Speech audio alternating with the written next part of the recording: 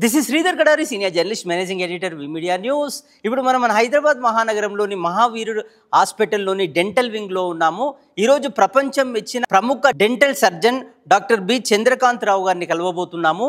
తెలంగాణ రాష్ట్రంలోని ఖమ్మం జిల్లాలోని గ్రామంలో ఇంజనీర్ కుటుంబంలో పుట్టి కష్టపడి చదువుకొని అమ్మ నుంచి, నాన్న నుంచి, గురువుల నుంచి స్ఫూర్తి తీసుకొని తాను డాక్టర్గా మారాలి, కోట్లాది మందికి వైద్యం అందించాలి, వాళ్ళ జీవితాల్లో వైద్య వెలుగులు నింపాలని ఒక లక్ష్యంతో డాక్టర్ బి చంద్రకాంతరావు గారు డాక్టర్గా తన విద్యాభ్యాసాన్ని పూర్తి చేసుకొని అనేక కార్పొరేట్ హాస్పిటల్లో పనిచేసి నేను పేద ప్రజలకు సేవ చేయాలని లక్షల రూపాయల డబ్బు వచ్చే దాన్ని వదిలేసుకొని పేదల హాస్పిటల్ అయిన మహావీర్ హాస్పిటల్లో తాను డెంటల్ ఇన్ఛార్జిగా, డెంటల్ డాక్టర్గా, డెంటల్ సర్జన్గా ఇప్పటి వరకు లక్షలాది మందికి అద్భుతమైన వైద్యాన్ని అందించారు డాక్టర్ బి చంద్రకాంతరావు గారు. నిజంగా ఒక డెంటల్ సర్జన్గా, ఒక డెంటల్ వైద్యుడిగా ఆయన సాధించిన విజయాలు ఏంటి, వాటి గొప్పతనం ఏంటి, ప్రత్యేకత ఏంటి అనేది ఇప్పుడు ఆయన మాటల్లో విందాం.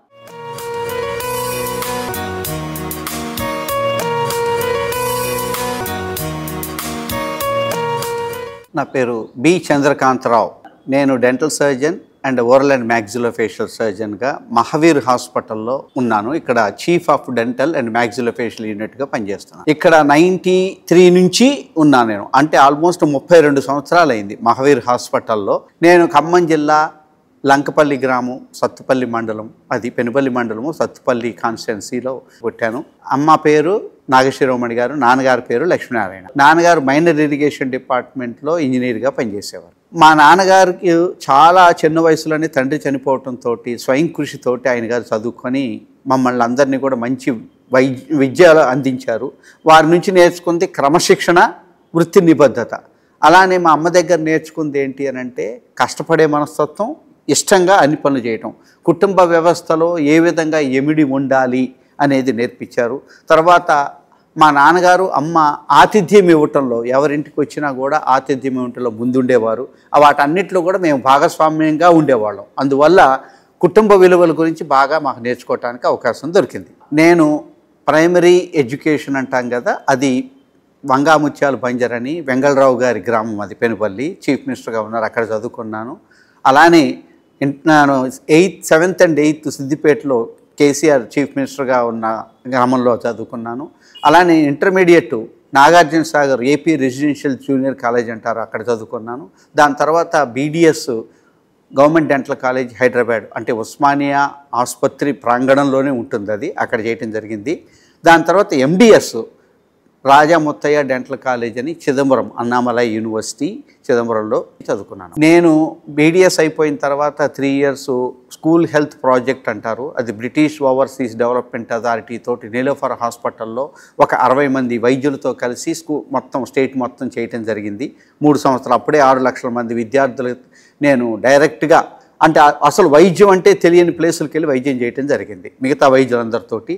దాని తర్వాత నేను ఎండిఎస్ చేశాను. ఎండిఎస్ చేసిన తర్వాత హైదరాబాద్ వచ్చిన తర్వాత ఇక్కడ ఆ రోజుల్లో ముఖ శస్త్ర వైద్య చికిత్స నిపుణులు, అంటే దంత వైద్యంలో అత్యంత ఆధునిక పద్ధతి శస్త్రవైద్య నిపుణులు అయిన ఫస్ట్ బ్యాచ్ కాబట్టి ఇక్కడ రావడంతో నాకు అవకాశాలు చాలా ఎక్కువగా దొరికాయి. అందులో రోడ్ యాక్సిడెంట్ అయిపోయినప్పుడు మిగతా ఎముకలు ఇరిగిపోతే ఏ విధంగా ఆపరేషన్లు చేస్తారో అటువంటి వాటిని ఓపెన్ ప్రొసీజర్స్ ద్వారా చేయటం, ఇంటర్నల్ ఫిక్సేషన్ చేయటం, వెంటనే వాళ్ళు మాట్లాడటం, తినటం చేసేలాగా చేయటంలో మొట్టమొదటిగా మేము ఆ ఆపరేషన్లు మొదలుపెట్టాము. అలానే ఆర్థోగ్నాటిక్ సర్జరీస్ అంటారు. ఆర్థోగ్నాటిక్ సర్జరీ అంటే దవడల లోపాలున్నా, ఎగుడు దిగుడు పళ్ళున్నా వీటన్నిటినీ కూడా ఆపరేషన్ ద్వారా సరిచేయటం, అంటే ముఖ ఆకృతిని మార్చి అందంగా తీర్చిదిద్దడం. ఇది ఒక రకమైన ప్లాస్టిక్ సర్జరీ లాంటిది. అలానే డెంటల్ ఇంప్లాంట్స్ అంటారు. దవడల లోపల పళ్ళు పోయినప్పుడు ఫిక్స్డ్గా దంతాలను వేర్లతోటి అమర్చే ప్రక్రియ. ఇది మేము అబ్దుల్ కలాం గారు తోటి రీసెర్చ్ కూడా చేసాము ఇక్కడ డిఆర్డిఓలో. స్వదేశీ పరిజ్ఞానంతో మేము దంత వైద్యంలో అధునాతన పద్ధతులు, ఇండిజినస్ డెంటల్ ఇంప్లాంట్స్ అనే దాని మీద రీసెర్చ్ చేసి తక్కువ ఖర్చుతోటి ఈ ఇంప్లాంట్స్ కానివ్వండి, మ్యాండిబుల్, మ్యాగ్జిల్లా, ఈ జాస్ ఫ్రాక్చర్ అయినప్పుడు వాళ్ళ ప్లేట్స్ని కానీ తయారు చేయడం జరిగింది. వాటి వల్ల ఖర్చు మనకు చాలా తక్కువ అవుతుంది. అప్పటి వరకు బయట దేశాల నుంచి మనం ఇంపోర్ట్ చేసుకున్న మెటీరియల్ మాత్రమే వాట్లాడటానికి ఒక్కొక్కటి 40,000 50,000 అయ్యేదాన్ని 500 రూపాయలకు తీసుకొచ్చాము. అది నా జీవితంలో కలాం గారితో ఒక 9 సంవత్సరాలు పనిచేయటం ఒక చాలా మంచి ఎక్స్పీరియన్స్. నేను ఇక్కడికి వచ్చిన తర్వాత మెడ్విన్ హాస్పిటల్లో దాదాపు 14 సంవత్సరాలు కన్సల్టెంట్గా ఉన్నాను. 16 సంవత్సరాలు ఇండో అమెరికన్లో ఒక 10 years క్యాన్సర్ ఆపరేషన్స్ కానీ ఇట్లాంటివి కానీ, యశోద, అపోలో, తర్వాత సిడిఆర్, విజయ హెల్త్ కేర్ ఇట్లాంటి వాటిల్లో టీచింగ్ హాస్పిటల్లో అంటే రాయచూరు డెంటల్ కాలేజ్ కావచ్చు, లేకపోతే మునాబాద్ కావచ్చు, కొన్ని రోజులు నేను విజిటింగ్ ఫ్యాకల్టీగా కూడా ఉన్నాను. తర్వాత మెడ్ఆర్సి అనేది ఒక లెర్నింగ్ కంటెంట్ డెవలప్ చేసేది. అంటే దృశ్య శ్రవణ పద్ధతిలో దంతవైద్య విద్యార్థుల కోసం కరికులం తయారు చేసే ఒక ప్లాట్ఫామ్ అది మెడ్ఆర్సి అనేది. మనము దాదాపు దానికి డైరెక్టర్గా డెంటల్ ఎడ్యుకేషన్కి సంబంధించిన అన్ని సబ్జెక్ట్స్ కూడా మేము రికార్డ్ చేసాము. దాంట్లో ఒక 5 సంవత్సరాలు వర్క్ చేయడం జరిగింది. తర్వాత నోటి క్యాన్సర్ నివారణ కోసం ప్రపంచవ్యాప్తంగా ఒక పెద్ద కార్యక్రమం భారతదేశం నుంచి మొదలుపెట్టాము. అందులో 100 కోట్ల సంతకాలు పొగాకు వ్యతిరేకంగా మేము పెట్టిన ఒక ప్రచార కార్యక్రమం, చైతన్య కార్యక్రమానికి అప్పటి రాష్ట్రపతి అబ్దుల్ కలాం గారు మొట్టమొదటి సంతకంతో మొదలెట్టాం. ప్రపంచ సైకిల్ యాత్ర కూడా ఈ పొగాకు ఉత్పత్తులకు గురించి తెలియజెప్పడానికి మేము చేపట్టాం. స్కోప్ అనే స్వచ్ఛంద సంస్థ ఒకటి 94లో ప్రారంభించి దాని ద్వారా క్యాంప్స్ కానివ్వండి, అవేర్నెస్ ప్రోగ్రామ్స్ అంటే అవగాహన కార్యక్రమాలు, దంతవైద్యం గురించి అవగాహన కలిగించడం కావాలండి, చికిత్సలు జరిగించడం కానివ్వండి, మొబైల్ క్యాంప్స్ కానీ తీసుకొని అన్ని చోట్లకి వెళ్ళటం జరిగింది. దాదాపు ఒక 1460 క్యాంపులు మేము 2 రాష్ట్రాల్లోనూ మిగతా రాష్ట్రాల్లో కూడా చేసామండి. నేను 94లో మహావీర్ హాస్పిటల్కి ఇక్కడికి రావటం జరిగింది. ఎందుకనంటే గవర్నమెంట్ సర్వీస్లో లేను కాబట్టి. నేను అప్పుడు మ్యాక్సిలోఫేషియల్ సర్జన్గా ఉన్నప్పుడు కార్పొరేట్ హాస్పిటల్లో ఉన్నట్లయితే కనుక కొంతమందికి మాత్రమే నా సర్వీసెస్ అందుబాటులోకి ఉంటాయని, అందరికీ నా సర్వీసెస్ ఎఫోర్డబుల్గా ఉండి కొంత సేవ చేయాలి అని అంటే ఈ మహావీర్ ఆసుపత్రి అనేది చారిటబుల్ హాస్పిటల్, ట్రస్ట్ హాస్పిటల్. అందువల్ల ఇక్కడ నన్ను ఇన్వైట్ చేసి ఒక డెంటల్ యూనిట్ స్టార్ట్ చేయమన్నప్పుడు నేను దాదాపు ఒక 10 చైర్లతోటి 94లో ఒక పెద్ద డెంటల్ యూనిట్ ఇక్కడ స్టార్ట్ చేయడం జరిగింది. ఈరోజు కూడాను నేను ఇన్ని సంవత్సరాల అనుభవంలో నాకు అనిపించింది దాదాపు 31 సంవత్సరాలు. ఇప్పుడు కూడా నేను చీఫ్ ఆఫ్ డెంటల్ యూనిట్గా, మ్యాక్సిలోఫేషియల్ యూనిట్గా ఉన్నాను. ఇక్కడ డిపార్ట్మెంట్ని నేను స్టార్ట్ చేశాను. ఏ విధంగా అయితే డాక్టర్ కిమ్స్ భాస్కర్ రావు గారు అంటే అందరికీ తెలుసు, కార్డియోథొరాసిక్ సర్జను. అలానే పద్మశ్రీ వచ్చిన డాక్టర్ సహారియా గారు కూడా కిడ్నీ ట్రాన్స్ప్లాంట్లో ఇక్కడే పనిచేశారు. మేము ఆ పనిచేస్తున్న 94 నుంచి ఇక్కడ పనిచేస్తున్నాం అనేది సర్వీస్ కోసమే మేము ఇక్కడికి వచ్చామండి. నాకు చిన్నప్పుడైతే నేను డాక్టర్ అవుదామనేమో నాకైతే తెలియదు, కానీ నాకు నాగార్జున సాగర్లో సీటు రావటం అనేది నా యొక్క జీవితానికి చాలా మార్పు. అది మా నాన్నగారు నన్ను ఇంజనీరింగ్ చేయాలి అనుకున్నారు. ఎంపీసీ ఇంగ్లీష్ మీడియం సిద్ధార్థ కాలేజీలో విజయవాడలో నాకు కట్టారు. ఆల్రెడీ రేపు పోయి జాయిన్ అవ్వాలనుకున్నప్పుడు ముందు రోజు ఈరోజు అంటే రేపు వెళ్ళాలనుకున్నప్పుడు ఈరోజు ఈనాడు పేపర్లో నాగార్జున సాగర్ ఎంట్రన్స్ రిజల్ట్స్ వచ్చాయి.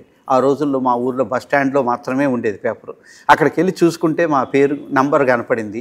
మా నాన్నగారి దగ్గరికి పరిగెట్టుకుంటూ వెళ్తే నమ్మలేదు, ఎందుకంటే సీట్ రావటం చాలా కష్టం ఆ రోజుల్లో. నాగార్జున సాగర్లో సీట్ వచ్చింది, అది బైపీసీ తెలుగు మీడియంకి. ఆ రోజుల్లో మెడికల్ కాలేజీలో సీటు రావాలంటే దాదాపు 5-6 అటెంప్ట్స్ అయితే తప్పితే ఉన్న తక్కువ సీట్లకి రావటం కష్టం. ఎంఎస్సీ చేసిన వాళ్ళు కూడా పిల్లల్ని ఎత్తుకొని ఎంట్రన్స్లు రాస్తూ ఉండేవాళ్ళు. మా నాన్నగారికి ఎందుకనో కష్టం కాబట్టి ఇంజనీర్ అయితే బాగుంటుంది అనుకున్నారు. కానీ నాకు సీట్ వచ్చింది కాబట్టి, మెరిట్లో తెప్పించుకున్నాను కాబట్టి, నా యొక్క ఉత్సాహాన్ని చూసి నా యొక్క డాక్టర్ అవ్వాలి అనే బహుశా రాసిపెట్టిందేమో మా నాన్నగారు, అమ్మ కూడా ఎంకరేజ్ చేసి నన్ను అక్కడికి పంపించారు. ఇక్కడ నేను డాక్టర్ అవ్వటానికి నేను అనుకోవటం ఏంటంటే ఏదో ఒక పూర్వజన్మ సుకృతం ఉండాలి అనుకుంటాను. నాకు 10 నెలల వయసు ఉన్నప్పుడు పళ్ళు వచ్చేటప్పుడు నోట్లో చాలా మోషన్స్, వామిటింగ్స్ అయ్యి బాగా నీరసించిపోయాను కొత్తగూడెంలో ఉన్నప్పుడు. ఆ రోజు మా తల్లిదండ్రులు అక్కడున్న డాక్టర్లకు చూపించినప్పుడు చాలా సీరియస్గా ఉంది, పెద్ద హాస్పిటల్కి తీసుకెళ్ళాలి అని చెప్పారంట. అప్పుడు సింగరేణి హాస్పిటల్ అని ఉండేది. ఆ సింగరేణి హాస్పిటల్లో అత్యుత్తమ వైద్య విధానాలు స్పెషలిస్టులు ఉంటారంటే అక్కడికి తీసుకెళ్తే డాక్టర్ చంద్రకాంత్ ఈ రోజున ఏదైతే అనుకుంటున్నామో ఆ రోజు చిన్న బాలుడు, 10 నెలల బాలుడు నన్ను చూసి నాకు నాడి దొరక్క బతకటం చాలా కష్టమని చెప్పారంట. మా అమ్మ మరి ఆ మాట విన్న తర్వాత ఈ బాబు చనిపోతే ఇక్కడ కార్యక్రమాలు చేయటం ఎలా కష్టమని ఎండలో ఎర్ర బస్సులో నేను పుట్టిన వాళ్ళ తల్లిదండ్రుల ఊరికి నన్ను తీసుకొని వెళ్ళింది. అక్కడికి వెళ్ళిన తర్వాత నేను పుట్టేది ఎక్కడైతే ఒక ఆర్ఎంపీ డాక్టర్ గారి ఒక చిన్న పాకలో పుట్టానంట. దానికంటే ముందు మా అమ్మ వాళ్ళ గ్రామం ఉంటుంది. ఆ డాక్టర్ గారు సాయిబ్ డాక్టర్ గారు అంటారు, ఆయనకి ఒకసారి చూపించి వెళ్దామని అక్కడ దిక్కోకుండా నెక్స్ట్ దిగింది. వెళ్ళేంత వరకు కూడా చీర కొంగు నా ముఖం మీద నుంచి తీయలేదంట. ఎందుకని తీయలేదు అని అంటే చచ్చిపోయిన కొడుకుని ఎక్కడ చూడాల్సి వస్తుందో అనే ఒక బాధతోటి ఆయనకి అక్కడికి ఇచ్చిన తర్వాత ఆయన అన్నారంటే, ఏమ్మా ఎవరిని తీసుకొచ్చావు నువ్వు ఏంటి అని అంటే ఏడ్చేసి కాళ్ళు పట్టుకున్నారంట. అప్పుడు మరి ఏం చేశారో తెలియదు. నేను ఈరోజు బతికున్నాను, డాక్టర్ అయ్యాను. మరి బహుశా ఆయన నాకు మరొక జన్మని ప్రాణం ఉంది అని గమనించి పెద్ద హాస్పిటల్ అనుకున్న డాక్టర్లు అనుకున్న వాళ్ళు చేతులు ఎత్తేసినప్పుడు ఒక చిన్న ఆర్ఎంపీ డాక్టర్ గారు నాలో ప్రాణం ఉంది, ఈ అబ్బాయి బతుకుతాడు అని ఒక నమ్మకంతో చేయటం వల్ల నేను బతికి డాక్టర్ అయ్యాను. ఈరోజు మీ అందరి ఎదురుగా నేను ఉన్నాను అని అనుకుంటున్నాను.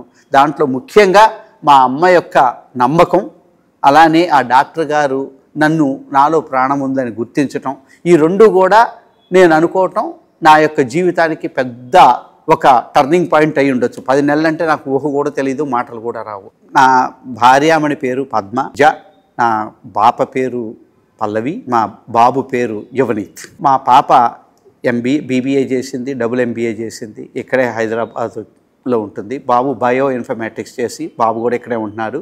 నా సతీమణి సహధరించారంటే తను కూడా డెంటల్ డాక్టర్ అని నాతో పాటే నాకు హాస్పిటల్లో నాకు హెల్ప్ చేస్తూ ఉంటారు. మాది అరేంజ్డ్ మ్యారేజీ, ఇద్దరిది. తను ఖమ్మం జిల్లా అయినా కూడా ధారవాడలో చదువుకుంది. నేను శస్త్రచికిత్స నిపుణులు కాబట్టి బయట ఆపరేషన్లు చేయాలనుకున్నప్పుడు డెంటల్ క్లినిక్ చూసుకుంటే నాకు ఒక దంత వైద్యురాలుగా తను నాకు సహచరి ఉంటే బాగుంటుంది అనుకున్నాను. సహధర్మచారిణి డెంటల్ వైద్యం ఉంటే కనుక నాకు ప్రాక్టీస్ కూడా ప్రాబ్లం ఉండదు అనుకున్నాను. ఆ విషయంలో సంపూర్ణమైన సంతృప్తి మాకుంది. కంపల్సరీగా అదృష్టమనే కాదు, ఎందుకనంటే అర్థం చేసుకునే సహధర్మచారిణి ఉంటే మన జీవితంలో ఎంత ముందుకైనా వెళ్ళొచ్చు. దంత వైద్యంలో ఇద్దరం కలిసే ఉంటాం, ఎక్కడైనా అక్కడైనా కొట్లాడుకున్నది ఎప్పుడూ లేదు. పూర్వజన్మ సుకృతవా అది నాకైతే తెలియదు, కానీ ఈ జన్మలో మాత్రం మేమిద్దరం కూడా మేడ్ ఫర్ ఈచరే అంటారు మమ్మల్ని అందరూ.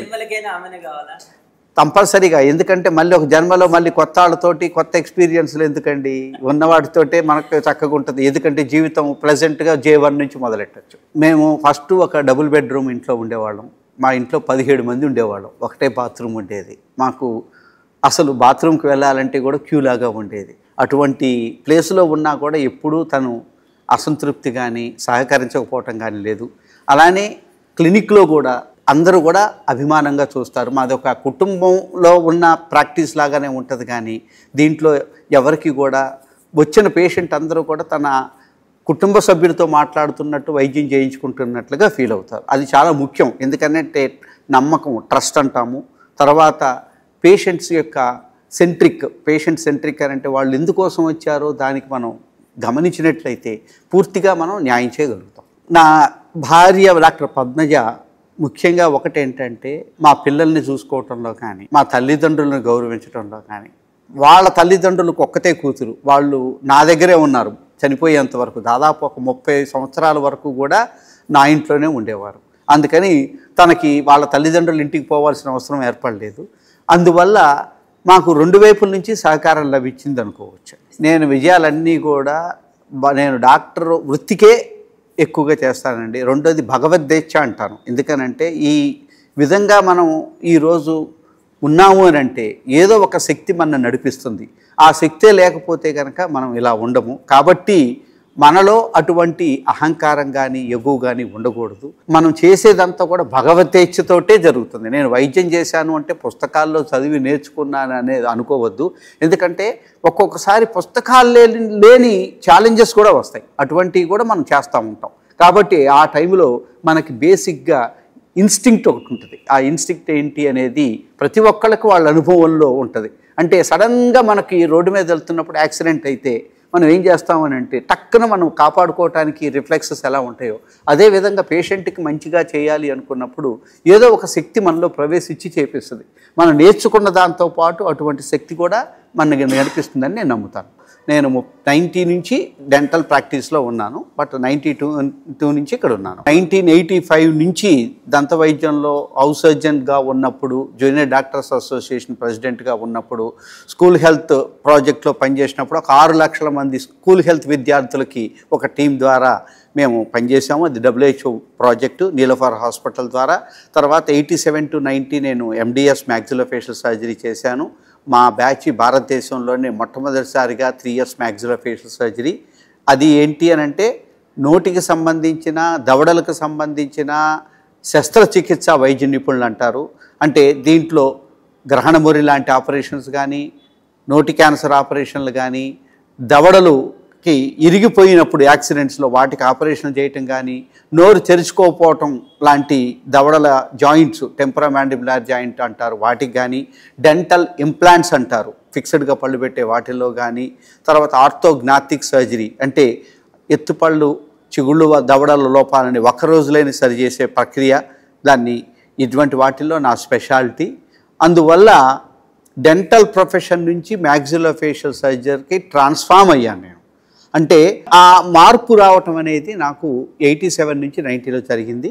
దాని తర్వాత నేను కిద్వాయ్ హాస్పిటల్లో, టాటా మెమోరియల్లో, హైదరాబాద్లోని Apollo hospital, Yashoda hospital, Medwin, Indo American, Vijaya hospitals, ఇట్లాంటి అన్ని హాస్పిటల్, CDR హాస్పిటల్, అట్లాంటి వాటన్నిటిలో పనిచేశాను. నేను ఒక టీము ద్వారా దాదాపు 10-12 లక్షల వరకు మేము వైద్యం చేసి ఉంటాం. ఎందుకంటే ఒక్కళ్ళు డెంటల్ ట్రీట్మెంట్ లక్షల మందికి చేయడానికి కుదరదు.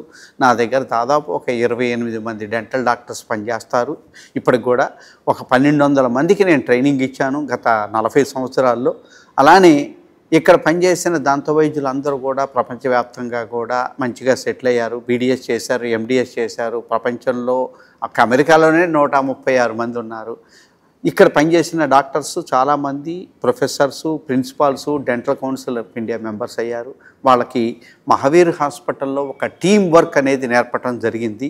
ఏ విధమైన భేషజాలు లేకుండా వృత్తిపరంగా ఉన్న స్కిల్స్ అన్నిటినీ కూడా నా దగ్గర పనిచేసే వారికి నేర్పించటం, వాళ్ళు వృత్తిలోకి వచ్చినందుకు గౌరవం ఏ విధంగా పొందాలి, మనము పేషెంట్ సెంట్రిక్ అంటారు, అంటే వచ్చిన పేషెంట్ యొక్క కంప్లైంట్ని అర్థం చేసుకొని వాళ్ళకి అత్యుత్తమ ప్రమాణాలతోటి తక్కువ సమయంలో తక్కువ ఖర్చుతోటి వైద్యం అందించడం మేము ఇక్కడ ట్రైనింగ్ ఇవ్వటం జరిగింది. అప్పటి ఉమ్మడి రాష్ట్ర ముఖ్యమంత్రిగా ఎన్టీ రామారావు గారు మేజర్ చంద్రకాంత్ సినిమా హిట్ అయిన తర్వాత ప్రభుత్వాన్ని ఏర్పరిచి ముఖ్యమంత్రిగా మొట్టమొదటి 94లో మహావీర్ ఆసుపత్రిలోని నా దంత వైద్య విభాగాన్ని ప్రారంభించడానికి వచ్చారు. ఆయన ఏమన్నారు అనంటే, మేజర్ చంద్రకాంత్ సినిమా హిట్ అయ్యి ప్రభుత్వాన్ని ఏర్పరిచి ప్రజలే దేవుళ్ళు, సమాజమే దేవాలయం అని మేము సేవ చేయడానికి వచ్చాము, అధికారంలోకి వచ్చాము. మేము ముఖ్యమంత్రిగా మొట్టమొదటిసారిగా ఒక దంత వైద్య విభాగాన్ని ప్రారంభించడానికి మీ దగ్గరకు వచ్చాము. ప్రజలు అందరూ కూడా మమ్మల్ని రాముడు, కృష్ణుడు, దేవుడు అంటారు. కానీ మాకు కూడా దంత సమస్యలు వచ్చిన, ఆరోగ్య సమస్యలు వచ్చిన వైద్యం దగ్గరికి వెళ్ళినప్పుడు దేవుళ్ళలాగా మేము గౌరవించి వైద్యం సలహాలు తీసుకుంటాము. అంత పవిత్రమైన వృత్తిలో మీరున్నారు కాబట్టి ఇటువంటి వైద్య వృత్తిని అందరికీ అవకాశం రాదు. దీన్ని వ్యాపారాత్మకంగా మీరు చూడొద్దు, డబ్బు వెనక, పేరు వెనక పడొద్దు. మేజర్ చంద్రకాంత్ హిట్ అయితే డాక్టర్ చంద్రకాంత్ సూపర్ హిట్ అవుతారని దీవించారు. దాదాపు ఇప్పటికి 31 సంవత్సరాలు అయ్యింది, 94 నుంచి. ఆయన గారు నా బ్రెయిన్లో ఒక చిప్పు పెట్టి ఆశీర్వదించిపోయారేమో. అప్పటి నుంచి కూడా నా యొక్క దాని నుంచి ఆ మార్గనిర్దేశకాన్ని నేను వదిలిపెట్టకుండానే అలానే నా వైద్య వృత్తిని సాగిస్తున్నాను. మొట్టమొదటిసారిగా నేను ఎన్టీ రామారావు గారిని పర్సనల్గా చూసింది రైల్వే కళా నిలయంలో. బొబ్బిలి పులి సినిమా అదే మేకప్ తోటి శ్రీదేవి తను ఒక మీటింగ్కి వచ్చారు. దానికి నేను ఆయనకి దండేశాను. అప్పుడు నేను ఆయన దగ్గరగా చూడటం. ఆ తర్వాత ఎన్టీ రామారావు గారు పార్టీ పెట్టినప్పుడు మేము ఉస్మానియా మెడికల్ కాలేజీలో ఉండేవాళ్ళం. అదొక పెద్ద సంచలనం ఆ రోజు పార్టీ పెట్టడం. ఆయన సినిమాలన్నీ చూస్తూ ఉండేవాళ్ళం కాబట్టి మేము కూడా రెగ్యులర్గా పార్టిసిపేట్ చేస్తూ ఉండేవాళ్ళం ఎక్కడ జరిగినా కూడా. దాని తర్వాత ఎన్టీ రామారావు గారు ముఖ్యమంత్రి అవ్వటం, ముఖ్యమంత్రి అయినప్పుడు మేము రెగ్యులర్గా ఆయన జన్మభూమి కార్యక్రమాలని ఇంకోటని ఏం చేస్తున్నా పార్టిసిపేట్ చేసేవాళ్ళం. మీ అందరికీ తెలిసే ఉంటుంది, గోదావరికి వరదలు వచ్చాయి, భద్రాచలం వరదలు వచ్చినప్పుడు ఉస్మానియా 1986 అనుకుంటాను, ఉస్మానియా మెడికల్ కాలేజీ నుంచి దాదాపు 40 మంది వైద్యులు తీసుకొని మేము మెటీరియల్ని తీసుకొని రిలీఫ్ వర్క్ అక్కడ ఒక వారం రోజుల పాటు చేశాము. అలానే దంత వైద్యం విషయం దగ్గరకు వచ్చినప్పుడు కూడా ఎన్టీ రామారావు గారు స్కూల్ హెల్త్ ప్రాజెక్ట్ అనేది మొట్టమొదటిసారిగా భారతదేశంలో ఆంధ్రప్రదేశ్లో ఓవర్సీస్ డెవలప్మెంట్ అథారిటీ అని ఇంగ్లాండ్ యొక్క సహకారంతో 30 కోట్ల ప్రాజెక్టు స్టార్ట్ చేసినప్పుడు అందులో నేను భాగస్థుడయ్యాను. డాక్టర్ ఏఎస్ నారాయణ గారు నిలోఫర్ హాస్పిటల్లో ఉండేవారు. ఆయన గారు స్కూల్ హెల్త్ ప్రాజెక్ట్కి ఇన్ఛార్జి. అందులో భాగంగా రాష్ట్ర వ్యాప్తంగా తిరిగి స్కూల్లోనే మేము ఎక్విప్మెంట్ తీసుకెళ్ళి అక్కడే చికిత్సలు చేయటం, తర్వాత రూరల్ డెంటల్ క్యాంప్స్ చేయటం చేసేవాళ్ళం ఎక్విప్మెంట్ తీసుకొని. మాకు ఇప్పటికీ గుర్తు, ఎన్టీ రామారావు గారు మహబూబియా కాలేజీలో అప్పట్లో వివేకానంద డ్రెస్ వేసుకొని మేము అందరికీ పళ్ళని ఎట్లా తోముకోవాలి, ఏ విధంగా బ్రష్ చేసుకోవాలి అన్నప్పుడు ఆ కార్యక్రమానికి వచ్చి అందరికీ 6 లక్షల మంది పిల్లలకి మేము టూత్పేస్ట్లు బ్రష్లు డిస్ట్రిబ్యూట్ చేసి పళ్ళు ఎట్లా తోముకోవాలో చూపించమని చెప్పారు ఆయన. ఎందుకనంటే అవగాహన పెంపించడానికి ఈ రోజులాగా ఆ రోజు సోషల్ మీడియా కానీ వేరే విధంగా లేదు. కాబట్టి స్కూల్కి వెళ్ళినప్పుడు అసెంబ్లీలో స్కూల్ పిల్లలందరికీ కూడా బ్రష్ ఎట్లా చేసుకోవాలి, ఎందుకంటే అప్పటి వరకు బ్రషే చూడలేదు చాలామంది పిల్లలు, వాళ్ళకి పేస్ట్ ఎలా వేసుకోవాలి, పళ్ళు ఎట్లా తోముకోవాలి అనేది డెమాన్స్ట్రేషన్ చేసి చెప్పమన్నారు. అందులో ఆ డెమాన్స్ట్రేషన్ నేను చేస్తున్నప్పుడు నన్ను గమనించి ఆయన ఆశీర్వదించారు. మహబూబియా కాలేజీ చాలామందికి తెలుసు, మన లాల్ బహదూర్ స్టేడియం పక్కన ఉంటుంది. అక్కడ ఆ దాంట్లో ఫంక్షన్కి వచ్చారు చీఫ్ మినిస్టర్గా, అది మర్చిపోలేనిది. దాని తర్వాత ఎన్టీ రామారావు గారిని చాలాసార్లు మేము మా గురువుగారితో పాటు కలవటం జరిగింది.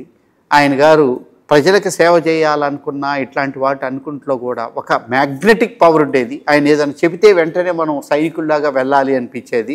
ఎన్టీ రామారావు గారు ముఖ్యమంత్రిగా దిగిపోయిన తర్వాత, ఓడిపోయిన తర్వాత 94లో మళ్ళీ ముఖ్యమంత్రి అయ్యి నా డిపార్ట్మెంట్ ప్రారంభించడం దగ్గర నుంచి ఇది నేను అనుకోవటం పూర్వజన్మలో నాకు ఏదో ఒక అనుకుంటే కనుక ఏదో ఒక అనుబంధం ఉండబట్టే జరిగిందేమో.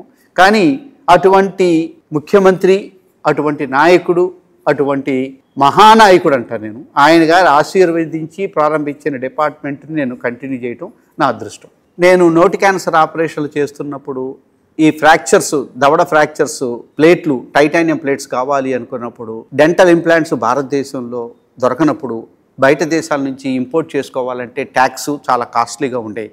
అప్పుడు డైరెక్టర్గా ఉండేవారు అబ్దుల్ కలాం గారు. ఆయన గారిని కలిసి ఇక్కడ మిదాని ఉంది సార్, డిఆర్డిఓలో మాకు ఇటువంటి రీసెర్చ్ కనుక చేసి ఇండిజినస్గా అంటే స్వదేశీ పరిజ్ఞానంతో మనం ఈ పరికరాలను తయారు చేసినట్లయితే ఎక్కువ మందికి ఉపయోగపడుతుంది అన్నప్పుడు, ఆ రోజుల్లో ఎన్నో రెస్ట్రిక్షన్స్ ఉండేవి డిఫెన్స్ రీసెర్చ్ ల్యాబ్లోకి రావడానికి. వాళ్ళకి ఇది ఒక ప్రయారిటీ కూడా కాదు. అయినా కూడా నన్ను ఆయన సదుద్దేశంతో నన్ను ప్రోత్సహించి అక్కడ నాతో పాటు doctor Neelima Mallik, JN Khanna, doctor Gunaseelan Rajan, doctor Ravindranath అని మా 5గురిని కల్లల అవస్థి గారిని ఆ రీసెర్చ్ ప్రాజెక్ట్ అక్కడ చేసి బయట దేశాల్లో 40,000 రూపాయల నుంచి 50,000కి మనము ఇక్కడికి ఇంపోర్ట్ చేసుకుని ఇంప్లాంట్స్ని 500 రూపాయలకి స్వదేశీ పరిజ్ఞానంతో మిదానీలో చేయటం జరిగింది.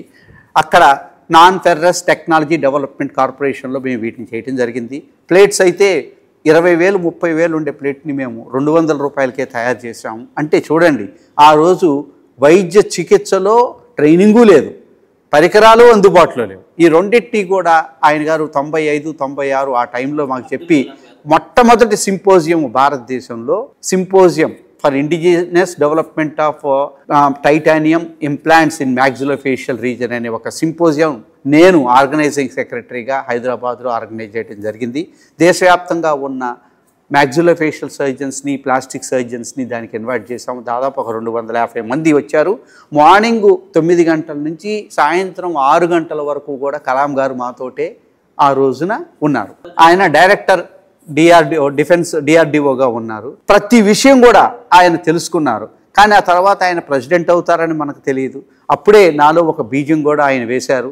నేను నోటి క్యాన్సర్ ఆపరేషన్స్ చేస్తున్నానంటే క్యాన్సర్ ఆపరేషన్స్ కంటే కూడా నోటి క్యాన్సర్ ఎందుకు వస్తుందో అవగాహన పెంచే కార్యక్రమాలు చేపట్టమని నన్ను అడిగారు. ఆయన గారి ప్రోత్సాహంతో ఆయన గారు ప్రెసిడెంట్ అయిన తర్వాత మేము అప్పటికే ఒక society for cancer oral cavity prevention through education అనే ఒక స్వచ్ఛంద సంస్థ నేను ప్రారంభించి world no tobacco day celebrations చేయటము, అంటే రన్ చేయటము, రాజ్భవన్ నుంచి గవర్నర్ దగ్గర నుంచి చేయటము, అలానే ప్రజల లోపల గుట్కా పాన్ మసాలాలకు వ్యతిరేకంగా దేశవ్యాప్తంగా ఒక ఉద్యమాన్ని చేపట్టడం, ఆహార పదార్థాలుగా, మౌత్ ఫ్రెషనర్స్గా, సువాసన ద్రవ్యాలుగా పరిగణించబడుతూ ఇచ్చిన పర్మిషన్స్ని ఛాలెంజ్ చేస్తూ వీటి వల్ల క్యాన్సర్ వస్తుంది అని వివిధ విద్యార్థి సంఘాలు, రాజకీయ పార్టీలతోటి, డాక్టర్ల వైద్య బృందాలతోటి, క్యాన్సర్ సొసైటీస్తో కలిపి దేశవ్యాప్తంగా ఒక ఉద్యమాన్ని నడిపించాము. అసెంబ్లీలో యునానిమస్గా ఒక రిజల్యూషన్ పాస్ చేయడం జరిగింది.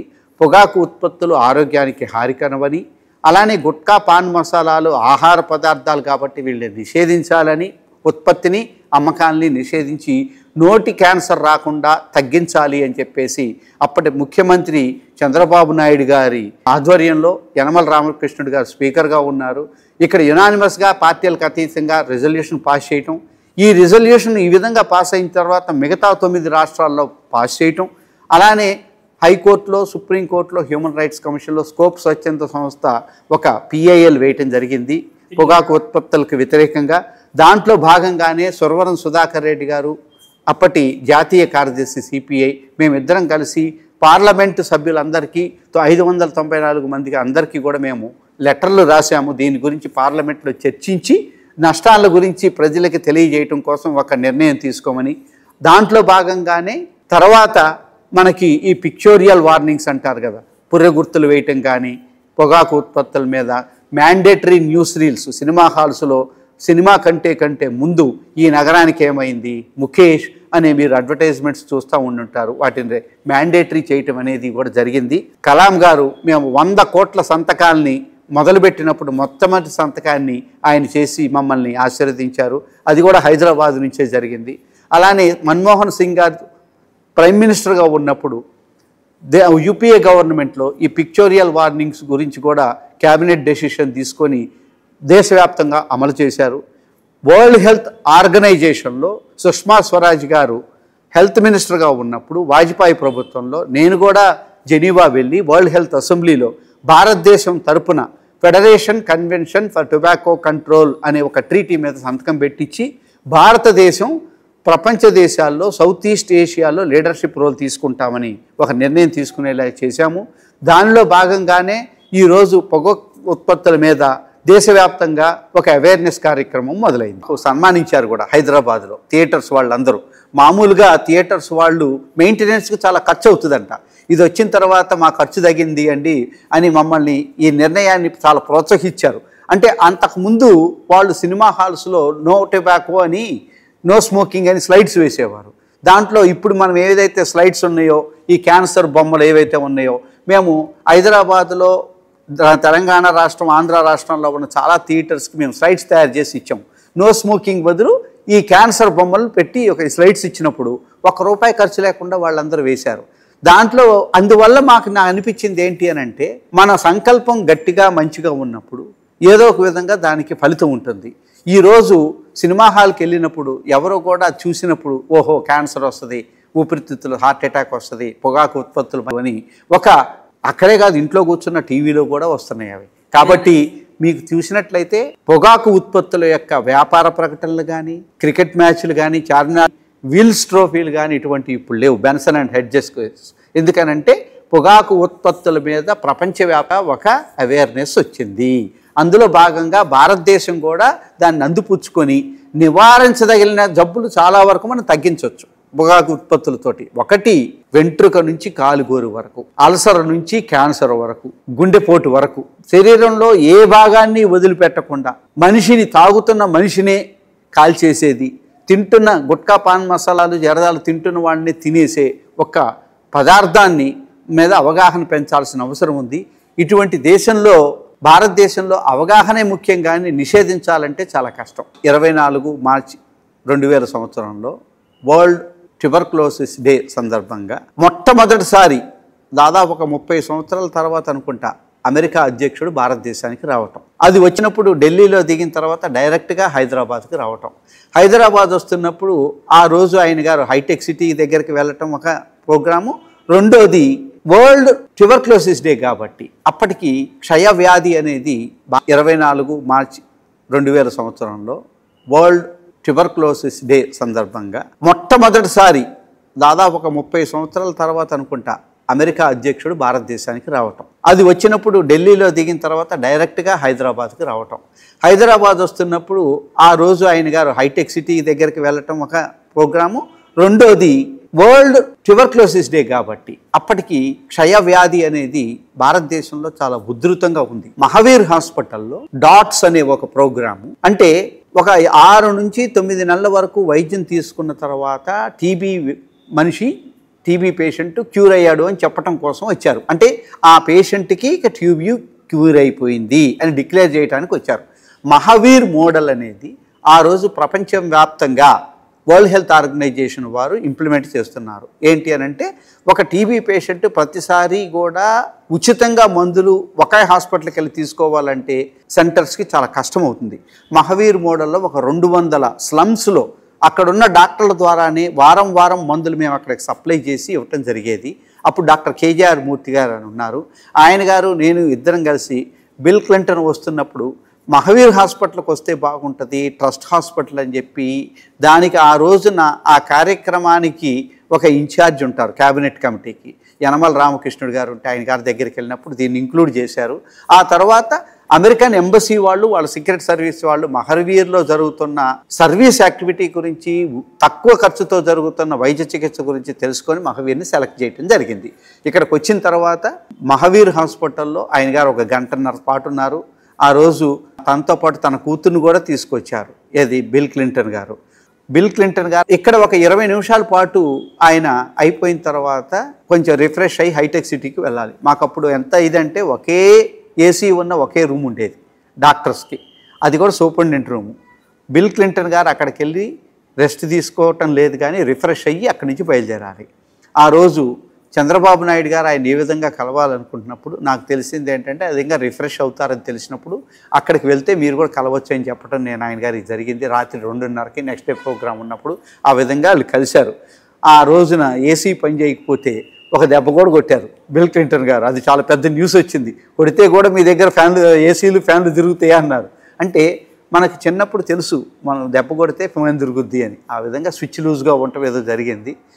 అది ఒక మాకు ప్రపంచవ్యాప్తంగా మహావీర్ హాస్పిటల్ సర్వీస్ చేస్తున్నది అని చెప్పడానికి జరిగిన కార్యక్రమం ఇంటర్నేషనల్ యాక్టివిటీ.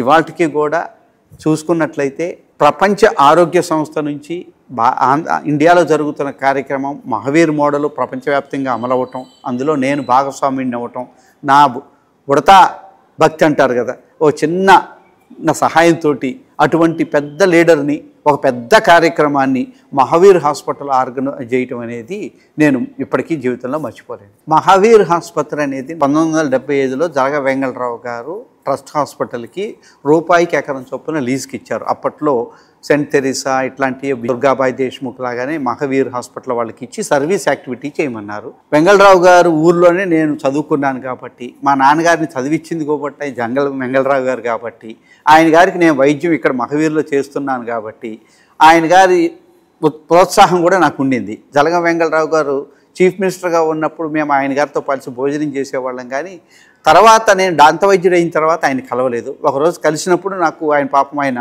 పెరుగు అన్నం పిసుక్కొని మింగుతున్నారు, ఎందుకంటే దంతాలు లేవు ఆయనకి. అప్పుడు సార్ నేను దంతవైద్యుడిని అంటే నాకు పోయినప్పుడల్లా పీకేస్తున్నారు పళ్ళు, అందుకని పోవటం లేదు అని అంటే ఆయన గారిని నేను మహావీర్ హాస్పిటల్కి తీసుకొచ్చి పళ్ళు గట్టి తినేలాగా చేయగలిగాను. అది నాకు నేను అనుకోవటం మా నాన్నగారిని ఆయన చదివించినందుకు నేను రుణం తీర్చుకున్నానేమో అనుకుంటాను ముఖ్యమంత్రిగా. దాని తర్వాత మహావీర్ హాస్పిటల్లో ఆ రోజుల్లో హైదరాబాద్లో ఉన్న బెస్ట్ డాక్టర్స్ అందరూ కన్సల్టెంట్గా ఉండేవారు. ఇక్కడ కన్సల్టెంట్గా రావటం కూడా చాలా కష్టం దొరకటం. ఇప్పుడు మనం కూర్చున్న ఈ బిల్డింగ్ ఏదైతే ఉందో కట్టించిన తర్వాత ఎప్పటి వరకు కంబైన్డ్ ఆంధ్రప్రదేశ్లో లేని మొట్టమొదటి దంత వైద్య యూనిట్ 10 చైర్లతోటి ఇక్కడ మహావీర్లో స్టార్ట్ చేయడం జరిగింది. దాన్ని ఎన్టీ రామారావు గారు ముఖ్యమంత్రి ఇనాగరేట్ చేస్తారు, ప్రారంభిస్తారని కూడా మాకు అనుకోలేదు. అయితే నేను చేసే కార్యక్రమాలు తెలుసుకున్న తర్వాత వాళ్ళ డిపార్ట్మెంట్ వాళ్ళు కానీ ఆ రోజు ఉన్న వాళ్ళు రికమెండ్ చేసి ఉంటారు. ప్లస్ రోజు వెళ్ళేటప్పుడు వచ్చేటప్పుడు ఆయన మహావీర్ హాస్పిటల్ చూస్తున్నారు కాబట్టి మాకు అదృష్టం కూడా కలిసి వచ్చింది. మహావీర్ హాస్పిటల్లో జైన్ వాళ్ళందరూ కూడా మైనారిటీ వర్గంగా ఉన్న వాళ్ళు సమాజానికి సేవ చేయటము అంటే మానవ సేవే మాధవ సేవే అనే ఒక మహావీర్ని యొక్క ప్రిన్సిపల్ ప్రకారం స్టార్ట్ చేయటం జరిగింది. ఇక్కడ కులాలకు అతీతంగా మన డబ్బు అధికారం ఇవన్నీ చూసుకోకుండా అందరినీ సమానంగా చూస్తారు. తక్కువ ఖర్చుతో ఉత్తమ వైద్య విధానాలని అందించడం ఇక్కడ హాస్పిటల్ యొక్క ఇది. నేను వచ్చిన రోజున 20 రూపాయల కన్సల్టేషన్ ఉండేది, ఇప్పుడు పెరిగింది. కానీ ఆ రోజున రియంబర్స్మెంట్ లేదు, చీఫ్ మినిస్టర్ రిలీఫ్ ఫండ్ లేదు. కానీ మహావీర్ హాస్పిటల్ ఆ రోజున 20 రూపాయలు కన్సల్టెంట్ అంటే బయట 100 రూపాయలు 200 తీసుకునేవాళ్ళు. నేను మహావీర్ హాస్పిటల్కి వచ్చే రోజుకి నా ప్రాక్టీస్ చాలా ఎక్కువగా ఉండేది. ఆ రోజుల్లో అపోలోలో అన్ని చోట్ల ఎక్కడ ఆపరేషన్ చేసినా నాకు రోజుకి 50,000 లక్ష రూపాయలు వచ్చేది. కానీ మహావీర్ హాస్పిటల్కి నేను 20 రూపాయల కన్సల్టేషన్తో వచ్చి డిపార్ట్మెంట్ స్టార్ట్ చేయడానికి కారణం ఏంటంటే, ఒక కార్పొరేట్ హాస్పిటల్లో ఉంటే నా సర్వీసెస్ కొంతమందికి అందుతాయి. ఇక్కడ 10 చైర్లు ఉన్నాయి, 28 మంది డెంటల్ డాక్టర్లతో రోజుకు 300 మందికి వైద్యం చేసేవాళ్ళం. రాష్ట్ర వ్యాప్తంగా పక్కనున్న రాష్ట్రాల నుంచి కూడా పేషెంట్స్ ఇక్కడికి వచ్చేవాళ్ళు. బయట దేశాల్లో దంత వైద్యం చాలా ఖర్చుతో కూడింది కాబట్టి ఇక్కడికి వచ్చి నేర్చుకొని వెళ్ళేవాళ్ళు. అటువంటివన్నీ నాకు ఇక్కడ చేయడానికి మా డిపార్ట్మెంట్ని ఎస్టాబ్లిష్ చేశారు. మహావీర్ హాస్పిటల్లో డిపార్ట్మెంట్ వరకు వాళ్ళు ప్లేస్ ఇచ్చారు, నేనే ఎస్టాబ్లిష్ చేశాను. ఎక్విప్మెంట్ కానివ్వండి, డాక్టర్స్ని కానివ్వండి, అంతా. అంటే హాస్పిటల్కి ఎటు రకమైన ఖర్చు ఉండదు, వారికే మేము ఇక్కడ నుంచి కంట్రిబ్యూట్ చేస్తూ ఉంటాం. అంటే ఇది ఒక రకమైన సర్వీస్ అన్నమాట. అండ్ మా లాంటి కన్సల్టెంట్స్, సీనియర్ కన్సల్టెంట్స్ ఉండటం వల్ల మహావీర్లో చాలామంది పేదవాళ్ళకి, మిడిల్ క్లాస్ వాళ్ళకి వైద్యం జరుగుతుంది. అట్లా అని ఇక్కడ మేము పెద్దవాళ్ళకి చేయలేదని కాదు, దేవగౌడ గారికి వైద్యం చేశాము, పివి నరసింహారావు గారికి వైద్యం చేశాము, సినిమా యాక్టర్స్కి వైద్యం చేసాము, జెనీలియా, శ్రియ, అట్లానే పెద్ద పెద్ద మా బిజినెస్ పీపుల్ అందరూ కూడా వచ్చేవాళ్ళు. ఇప్పుడు దంత వైద్యం విధానాలు చాలా చోట్ల అందుబాటులోకి వచ్చాయి, కాలేజెస్కి వచ్చాయి. 2000 వరకు కూడా ఒక ప్రైవేట్ డెంటల్ కాలేజీ కూడా లేదు, ఇక్కడికే వచ్చి ట్రైనింగ్ అయ్యేవాళ్ళు చాలామంది. ఇప్పుడు అన్ని చోట్ల జిల్లాల్లో, తాలూకాల్లో కూడా దంత వైద్య చికిత్సలు అందుబాటులోకి వచ్చాయి. ఎక్స్పర్ట్స్ కూడా వచ్చారు. దంత వైద్యంలో ఉన్న రకరకాల 10-12 స్పెషాలిటీస్ కూడా ఇప్పుడు బయట కూడా దొరుకుతూ ఉన్నాయి. కన్సల్టెంట్స్ వచ్చారు.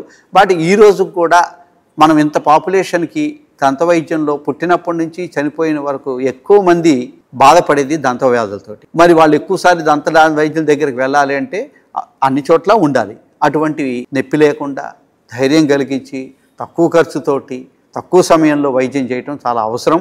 అటువంటి అవకాశం మహావీర్ హాస్పిటల్లో ఉండటం వల్ల మాకు కానీ మా టీముకు కానీ చాలా మంచిగా ఉంటుంది. మహావీర్ హాస్పిటల్లో డిపార్ట్మెంట్ వరకు వాళ్ళు ప్లేస్ ఇచ్చారు, నేనే ఎస్టాబ్లిష్ చేశాను. ఎక్విప్మెంట్ కానివ్వండి, డాక్టర్స్ని కానివ్వండి, అంతా.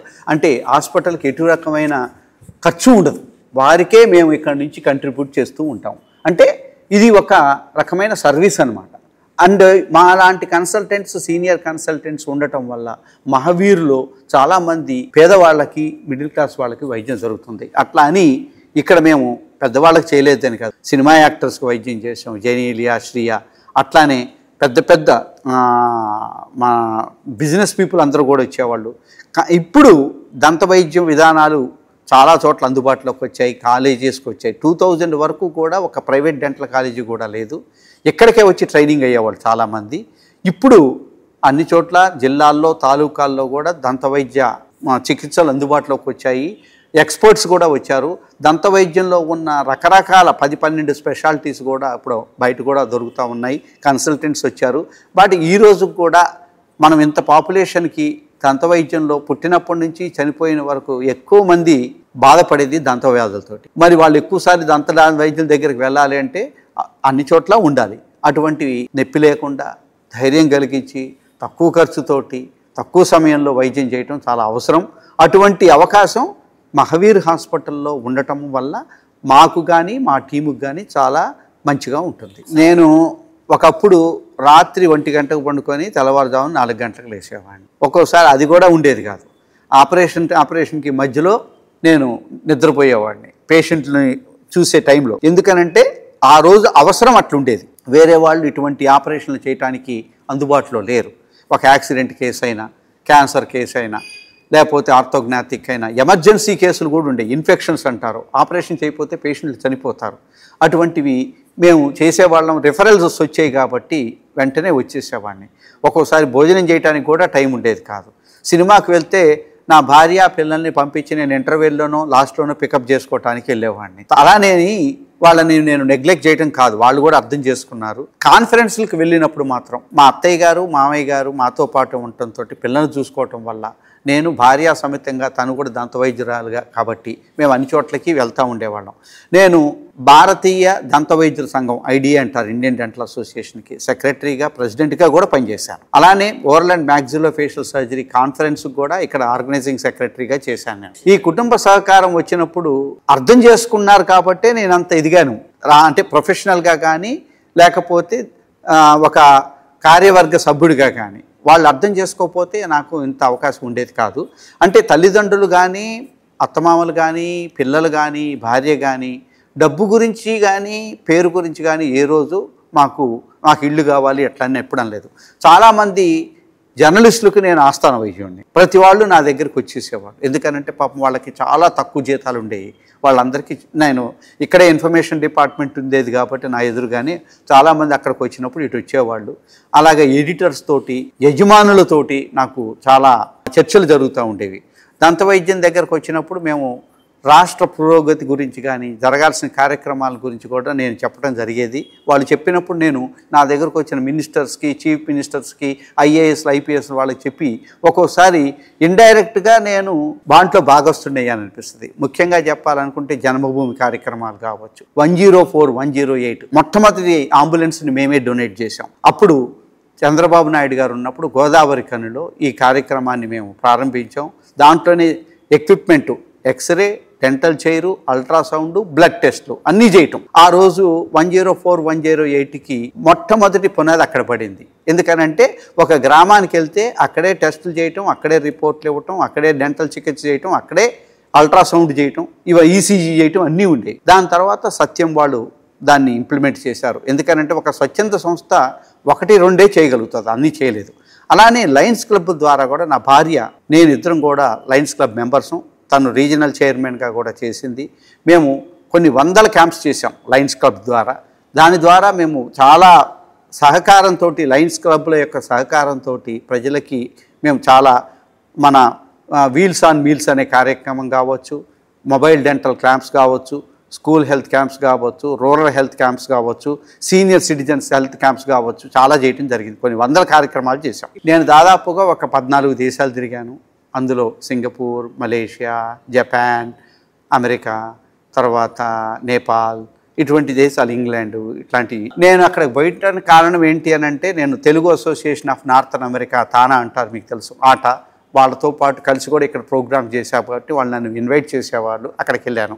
అలానే జపాన్, మలేషియా, నేపాల్ వీటికి వెళ్ళటానికి కారణం అక్కడ ఆర్గనైజేషన్లు మేము చేసిన యాక్టివిటీని గుర్తించి మమ్మల్ని సన్మానించడానికి పిలిచారు. లీడ్ ఇండియా అనే ఒక ప్రోగ్రాంలో నన్ను, డాక్టర్ భాస్కర్ రావు గారిని ఇద్దరిని కూడా అవార్డు ఇవ్వడానికి నేపాల్కి పిలిచారు, మలేషియాకి పిలిచారు. అలానే సింగపూర్లో వరల్డ్ తెలుగు ఫెడరేషన్ అని ఉంటుంది. ఆ కార్యక్రమాల్లో కానీ నేను పార్టిసిపేట్ చేసినప్పుడు అప్పుడు ముఖ్యమంత్రి చంద్రబాబు నాయుడు గారితో, ఇందిరాదత్ గారితో నేను తెలుగు లిటరేచర్ కూడా కొంచెం బాగానే యాక్టివ్గా ఉంటాను కాబట్టి తెలుగు మీద అభిమానంతో నేను వాటిల్లో రెగ్యులర్గా వెళ్తూ ఉంటాను. నాకు ఏ అవార్డులు, రివార్డుల కంటే నా వైద్యం చేసిన పేషెంట్ల యొక్క ఆశీస్సులు చాలా ఎక్కువగా వచ్చాయి. నేను నేర్పించిన నా అసిస్టెంట్లు వాళ్ళు గుర్తు తెచ్చుకున్న ప్రతిసారి నేను అక్కడ నేర్చుకున్నాను అని అంటే అంతకంటే పెద్ద రివార్డ్ ఏమీ ఉండదు. అలానే ఒక బాధ తగ్గిన పేషెంటు నవ్వుతూ, సార్ మీరు అప్పుడు నాకు చేయబట్టే నేనున్నాను, ఒక యాక్సిడెంట్ ఆపరేషన్ చేయబట్టే నేను బతికున్నానని, ఒక క్యాన్సర్ పేషెంట్కి నేను ఆపరేషన్ చేసి ఇవాళ నేను ఇంకా ఉన్నాను సార్ అన్నప్పుడు కలిగే ఆనందం ఏ పద్మశ్రీయో పద్మభూషణలతోటో సరిపోదు. ఏదైనా సరే ఒక అవార్డు అనేది మనకి బాధ్యతను పెంచుతుంది అనుకుంటాం, కానీ కావాలని కోరుకునేవాళ్ళు చాలామంది ఉంటారు, మనకంటే ఎక్కువ సర్వీస్ చేసిన వాళ్ళు చాలామంది ఉంటారు. కాబట్టి ఆ ఉన్న తక్కువ అవార్డుల్ని అటువంటి వారికి ఇచ్చినట్లయితే, వాళ్ళు ఇంకా ప్రోత్సాహం ఇచ్చినట్లయితే వాళ్ళు ఎక్కువగా చేయగలుగుతారు. మనం ఆల్రెడీ చేస్తున్నాం. మనం అవార్డు వచ్చినందువల్ల ఎక్స్ట్రాగా చేసేది ఏమీ లేదు, ఎక్స్ట్రాగా వచ్చే పేరు లేదు. డాక్టర్కు బదులు ఇంకొక డాక్టర్ మళ్ళీ ఏదో యూనివర్సిటీ ఇచ్చే డాక్టర్ తగిలించుకోవాల్సిన అవసరం లేదు కదా. పద్మశ్రీ అంటారు అనుకోండి, నా భార్య పద్మ, ఆల్రెడీ నేను శ్రీని. పద్మశ్రీ నాకున్నప్పుడు, నాతో పాటు ఎప్పుడు ఉన్నప్పుడు ఇంకొక పద్మశ్రీ నాకెందుకు? నేను 5, 6 తరగతులు 7వ తరగతులు సిద్దిపేటలో చదువుకునేటప్పుడు మా నాన్నగారు మైండ్ ఇరిగేషన్లో ఇంజనీర్గా పనిచేస్తున్నప్పుడు సిద్దిపేటలో ఉన్నాము. లక్ష్మీనారాయణ గారు మా నాన్నగారి దగ్గర చంద్రశేఖరరావు గారు కాంట్రాక్ట్స్ చేసేవారు. ఆ కాంట్రాక్ట్ చేస్తున్న సమయంలో కోమటికుంట అనేది ఒక చెరువు ఉండేది. అప్పుడు చెరువులు ఏంటి అని అంటే, ఒక గ్రామంలో చెరువులోనే బట్టలు ఉతకటం, చెరువులోనే పశువులు కడగటం, పశువులకు నీళ్లు తాగించడం, అక్కడే మంచినీళ్ళు కూడా పట్టుకొని వెళ్ళటం, అదే నీళ్లు పొలాలకు పెట్టడం ఉండేది. మా నాన్నగారు మైండ్ ఇరిగేషన్ ఇంజనీర్ కాబట్టి మా నాన్నగారికి ఏం చెప్పారంటే, ఒక చెరువుని బెంచ్ మార్క్గా అన్ని అవసరాల కోసం ఏ విధంగా వాడొచ్చు, అది నిండుగా ఉండాలి, ఇప్పుడు అట్లా అని కలుషితం కాకూడదు, ఎవరికి అందరూ వాడుకునేలాగా ఉండాలని ఒక బెంచ్ మార్క్గా తయారు చేశారు. దాంట్లో మంచినీళ్ళు తాగాలి అనుకుంటే ఒక పక్కకి 2 బావిలు తవ్వించి ఆ బావి ద్వారా ఆ బావిలో నీళ్లు తోడుకునేలాగా, అలానే బట్టలు ఉత్తుకోవటానికి ఒక పక్కకి, పశువులు కడుక్కోవటానికి, పశువులు దాటానికి ఒక పక్క, అలానే ఎంత ఆయకట్టు ఉండాలి అనేది కూడా చేశారు. అది కేసీఆర్ గారికి బాగా నచ్చి మిషన్ కాకతీయకానికి స్ఫూర్తినిచ్చింది అని ఆయన ముఖ్యమంత్రి అయిన తర్వాత మేము వెళ్ళి కలిసినప్పుడు చెప్పారు. కేసీఆర్ గారికి బాగా నచ్చి మిషన్ కాకతీయకానికి స్ఫూర్తినిచ్చింది అని ఆయన ముఖ్యమంత్రి అయిన తర్వాత మేము వెళ్ళి కలిసినప్పుడు చెప్పారు. అప్పటికే మా నాన్నగారు కాలం చేయడంతో ఆయన గారు మేము తీసుకెళ్ళలేకపోయాం, లేరని చెప్పాము. మా అమ్మగారే స్వయంగా చంద్రశేఖరరావు గారికి అన్నం వండి పెడతా ఉండేవాళ్ళు. ఎందుకంటే అప్పుడు బయట హోటల్స్ ఉండేవి కాదు, భోజన ప్రియుడు కాబట్టి మా అమ్మ మంచిగా నాన్ వెజిటేరియన్ భోజనాలు కూడా చేసేది. వాటిని మేము కూడా పక్కన కూర్చొని తింటా ఉండేవాళ్ళం. మా చెల్లెళ్ళు ఇద్దరికి బిస్కెట్ ప్యాకెట్లు, మా తమ్ముడికి చాక్లెట్లు ఇచ్చేవారు ఆయన. అంతా చాలా చక్కగా గుర్తుపెట్టుకుని అన్ని సంవత్సరాల తర్వాత నేను వెళ్ళినా కూడా నేను విష్ చేద్దామని వెళ్ళాము, నేను భార్య. దాదాపు ఒక 45 నిమిషాల సేపు మాతోటి ముఖ్యమంత్రి అయిన తర్వాత ఆయన అన్నీ గుర్తు తెచ్చుకొని మా అమ్మగారిని, మా నాన్నగారిని నేనేం చేస్తున్నానని అడిగారు. ఇది 2014-15లో జరిగింది. దాని తర్వాత ఆయన హైటెక్ సిటీ దగ్గర పత్రికానగర్ అని ఉంది, దానికి నేను సెక్రటరీగా ఉన్నాను. అక్కడ సన్షైన్ హాస్పిటల్ వాళ్ళు కొత్త హాస్పిటల్కి అడిగినప్పుడు దాంట్లో గ్రౌండ్ ఫ్లోర్ నేను డెంటల్ డిపార్ట్మెంట్ పెడదాం అనుకున్నప్పుడు సాక్రిఫైస్ చేసి వాళ్ళకి ఇచ్చాను. ఆ హాస్పిటల్ ఇనాగరేషన్ కూడా చంద్రశేఖరరావు గారు ముఖ్యమంత్రి అయిన తర్వాత, మొట్టమొదటిసారిగా ముఖ్యమంత్రి అయిన తర్వాత ఆ ఆసుపత్రి ప్రారంభించారు. కేసీఆర్ గారితో అనుబంధం కంటే నేను కూడా తెలంగాణ ఉద్యమంలో పార్టిసిపేట్ చేశాను, డైరెక్ట్గా కాదు ఇండైరెక్ట్గా. ఎందుకనంటే మిలియన్ మార్చ్ జరిగినప్పుడు కానీ, అసెంబ్లీ ముట్టడి జరిగినప్పుడు కానీ, అక్కడ లాఠీ ఛార్జీల్లో కానీ దెబ్బలు తగిలిన వాడు కానీ, పడిపోయిన వాళ్ళందరికీ దవడలు పగిలిపోతే మహావీర్ హాస్పిటల్లోనే అడ్మిట్ చేసి ఆపరేషన్లు చేశాం. అలానే తెలంగాణ ఉద్యమం కారణం ఇక్కడ ఆ రోజుల్లో ఉద్యోగస్తుల్లో ఉన్న అసంతృప్తి. మా నాన్నగారు కూడా టీఎన్జిఓస్కి సెక్రటరీగా, వైస్ ప్రెసిడెంట్గా చేశారు. కుప్పస్వామి గారు అప్పుడని ఒక ఆయన ప్రెసిడెంట్గా ఉండేవారు, మా నాన్నగారు వైస్ ప్రెసిడెంట్గా, జాయింట్ సెక్రటరీగా కూడా చేశారు. మేబీ ఆ ప్రభావం మా మీద కూడా ఉండుండొచ్చు. నేను విద్యార్థిగా ఉన్నప్పటి నుంచి కూడా జూనియర్ డాక్టర్స్ అసోసియేషన్ ప్రెసిడెంట్ కాబట్టి నేను ఎంతోమంది జర్నలిస్టులతోటి, ఎంతోమంది ఐఏఎస్ ఐపీఎస్లతోటి, రాజకీయ నాయకులకు వైద్యం చేస్తుంటాను కాబట్టి వాళ్ళ మనసులో ఏముందో తెలుసుకునేవాడిని. స్వర్గీయ విద్యాసాగర్ రావు గారు ఇరిగేషన్ ఎక్స్పర్ట్ కూడా నా దగ్గరికి రెగ్యులర్గా వస్తుండేవారు. రామచంద్రమూర్తి గారు, సుందరం గారు, అలానే నా ఎదురుగానే ఇన్ఫర్మేషన్ డిపార్ట్మెంట్ కాబట్టి వచ్చిన జర్నలిస్టులు అందరూ చెప్తూ ఉండేవారు. ఐఏఎస్ ఐపీఎస్లు అందరూ వస్తూ ఉండేవాళ్ళు. నేను జూనియర్ డాక్టర్స్ అసోసియేషన్గా, ఇండియన్ డెంటల్ అసోసియేషన్గా ప్రెసిడెంట్గా ఉండటము, అలానే ప్రజలు ఏమనుకుంటున్నారు, అవసరం ఏంటి అనుకున్నప్పుడు, తెలంగాణ ఉద్యమం రావాలి అనుకున్నప్పుడు వైలెన్స్ లేకుండా రావాలని కోరుకున్న వాళ్ళలో నేను కూడా ఒకడిని. నాకు తెలుసు ఢిల్లీలో కూడా నాకు చాలామంది మిత్రులు ఉన్నారు, నా క్లాస్మేట్స్ కూడా చాలా ఇంపార్టెంట్ పొజిషన్లో ఉన్నారు. అప్పటి మహేందర్ రెడ్డి గారు డీజీపీ గారు, ఇంటెలిజెన్స్ చీఫ్ కూడా నా క్లాస్మేట్ నాగార్జున సాగర్లో. ఆయన గారు చాలా వెరీ కీ రోల్ ప్లే చేశారు. ఎందుకనంటే వాస్తవ పరిస్థితుల్ని ఎప్పటికప్పుడు సెంట్రల్ గవర్నమెంట్కి పంపించడంతో వాళ్ళు అనౌన్స్మెంట్ ఇవ్వటం జరిగింది. అలానే చాలామంది జర్నలిస్టులు, సీనియర్ జర్నలిస్టులు నా దగ్గర నుంచి ఇన్ఫర్మేషన్ కొంత తీసుకునేవాళ్ళు. ఎందుకంటే ఇంటెలిజెన్స్ చీఫ్ ఆయన కాబట్టి, ఇన్ఫర్మేషన్ డిపార్ట్మెంట్ నాకు కాదు కాబట్టి అసలు వస్తుందని ఎవరూ అనుకోలేదండి. ఎలా వచ్చింది అని అంటే కాంగ్రెస్ ప్రభుత్వం అనౌన్స్ చేసిన తర్వాత దానికి ఒక ఇది వచ్చింది. అది డిసెంబర్ 9th ఆ రోజు అనౌన్స్మెంట్ రావటం. అనౌన్స్మెంట్ అయిన ముందు రోజే నా దగ్గరికి విద్యాసాగర్ రావు గారు ఉన్నారు, వస్తుంది సార్ అని చెప్పారు ఆయన. అలానే నాకు కొంచెం సర్కిల్ ఉండటంతో ఇన్ఫర్మేషన్ తెలుస్తూ ఉండేది. ఒక్కొక్కసారి రేపు ఏమేమి న్యూస్ ఐటమ్స్ రావాలి అనే దాంట్లో కూడా నేను ఇక్కడ ఇన్ఫర్మేషన్ డైరెక్టర్గా ఉండే సత్యారావు గారు అని ఉండేవారు, వారు కానివ్వండి, లేకపోతే చీఫ్ మినిస్టర్ దగ్గర ఉండే సిపిఆర్ఓస్ కానివ్వండి, వాళ్ళు కూడా నాకు చాలా క్లోజ్గా ఉండేవారు. వాళ్ళందరూ చంద్రబాబు నాయుడు దగ్గర కానివ్వండి, రాజశేఖర్ రెడ్డి గారి దగ్గర కానివ్వండి, చంద్రశేఖర్ రెడ్డి గారు అని ఉండేవారు అప్పుడు ఆయన సిపిఆర్ఓ. వాళ్ళందరూ కూడా నాకు తెలుసు. కాబట్టి ప్రభుత్వం ఏ కార్యక్రమాలను చేపడితే ప్రజలకు మేలు జరుగుద్దో అనే దాంట్లో అప్పుడప్పుడు మనం చేయలేకపోయినా కూడా వాళ్ళకు ఒక సలహా ఇస్తే జరగటానికి బాగా ఉంటుంది. అటువంటివి చాలా సందర్భాల్లో జరిగినాయి. రాష్ట్రం వచ్చింది, కేసీఆర్ గారు తీసుకొచ్చిన తర్వాత తెలంగాణ రాష్ట్రాన్ని, అప్పుడే పుట్టిన రాష్ట్రాన్ని 9 సంవత్సరాల్లో దేశంలో ఒక అత్యుత్త అభివృద్ధి ఉండి, జీడిపి ఉండి, అందరికీ అన్నం పెట్టే స్టేజ్కి తీసుకొచ్చారు. ఆహారగారం అయింది ఇది. కాబట్టి ఇక్కడ జరిగిన అభివృద్ధి కానివ్వండి, మిగతా అన్నివి చూసినట్లయితే ఓవరాల్గా చాలా బాగా జరిగింది. కేసీఆర్ యొక్క విజన్ రాష్ట్రం మొత్తంలో ఓవరాల్గా అభివృద్ధిలో కూడా, అంటే మిషన్ కాకతీయ కావచ్చు, గురుకులాలు కావచ్చు, లేకపోతే రైతు బంధు కావచ్చు, రైతు బీమా కావచ్చు, లేకపోతే విద్యార్థులకు ఫీజు రియంబర్స్మెంట్ కంటిన్యూ చేయటం కావచ్చు, ఇటువంటి అన్నీ కూడా దేశవ్యాప్తంగా చూసినట్లయితే కనుక ఉచిత కరెంటు కావచ్చు, ఇటువంటివి నీరు భగీరథ కావచ్చు. తెలంగాణ అంటే మనకి బోర్ల ద్వారా నీరు, ఆ విధంగా పైపు ద్వారా నీరు రావటం అనేది ఎక్కడా లేదు. ఈ కళ్యాణ లక్ష్మి కావచ్చు, రైతు మన తర్వాత అప్పటికో ఆరోగ్యశ్రీ రాజశేఖర్ రెడ్డి గారు తీసుకొచ్చింది కంటిన్యూ చేయటం, దాంట్లో ఎక్కువ ప్రొసీజర్స్ని ఇంక్లూడ్ చేయటం, ముఖ్యంగా ఆడవారిలో ఉచిత డెలివరీసు, అంటే గవర్నమెంట్ ఆసుపత్రిలోనే డెలివరీ చేసిన వాళ్ళకి 12,000 రూపాయలు కేసీఆర్ కిట్ ఇవ్వటం కానివ్వండి, కళ్ళ పరీక్షలు చేయించి కళ్ళద్దాలు ఇవ్వటం, ఆపరేషన్లు చేయటం, ఇవన్నీ కూడా దేశంలో మొట్టమొదటిసారి జరిగినాయి. అంటే తెలంగాణ పుట్టినప్పటి నుంచి ఒక మెట్టు పైనే ఉంది కానీ దిగలేదు. దేశం మొత్తం గర్వపడేలాగా తెలంగాణ ఉంది అని అంటే హైదరాబాదు అభివృద్ధిని ఎవరూ ఆపలేదు.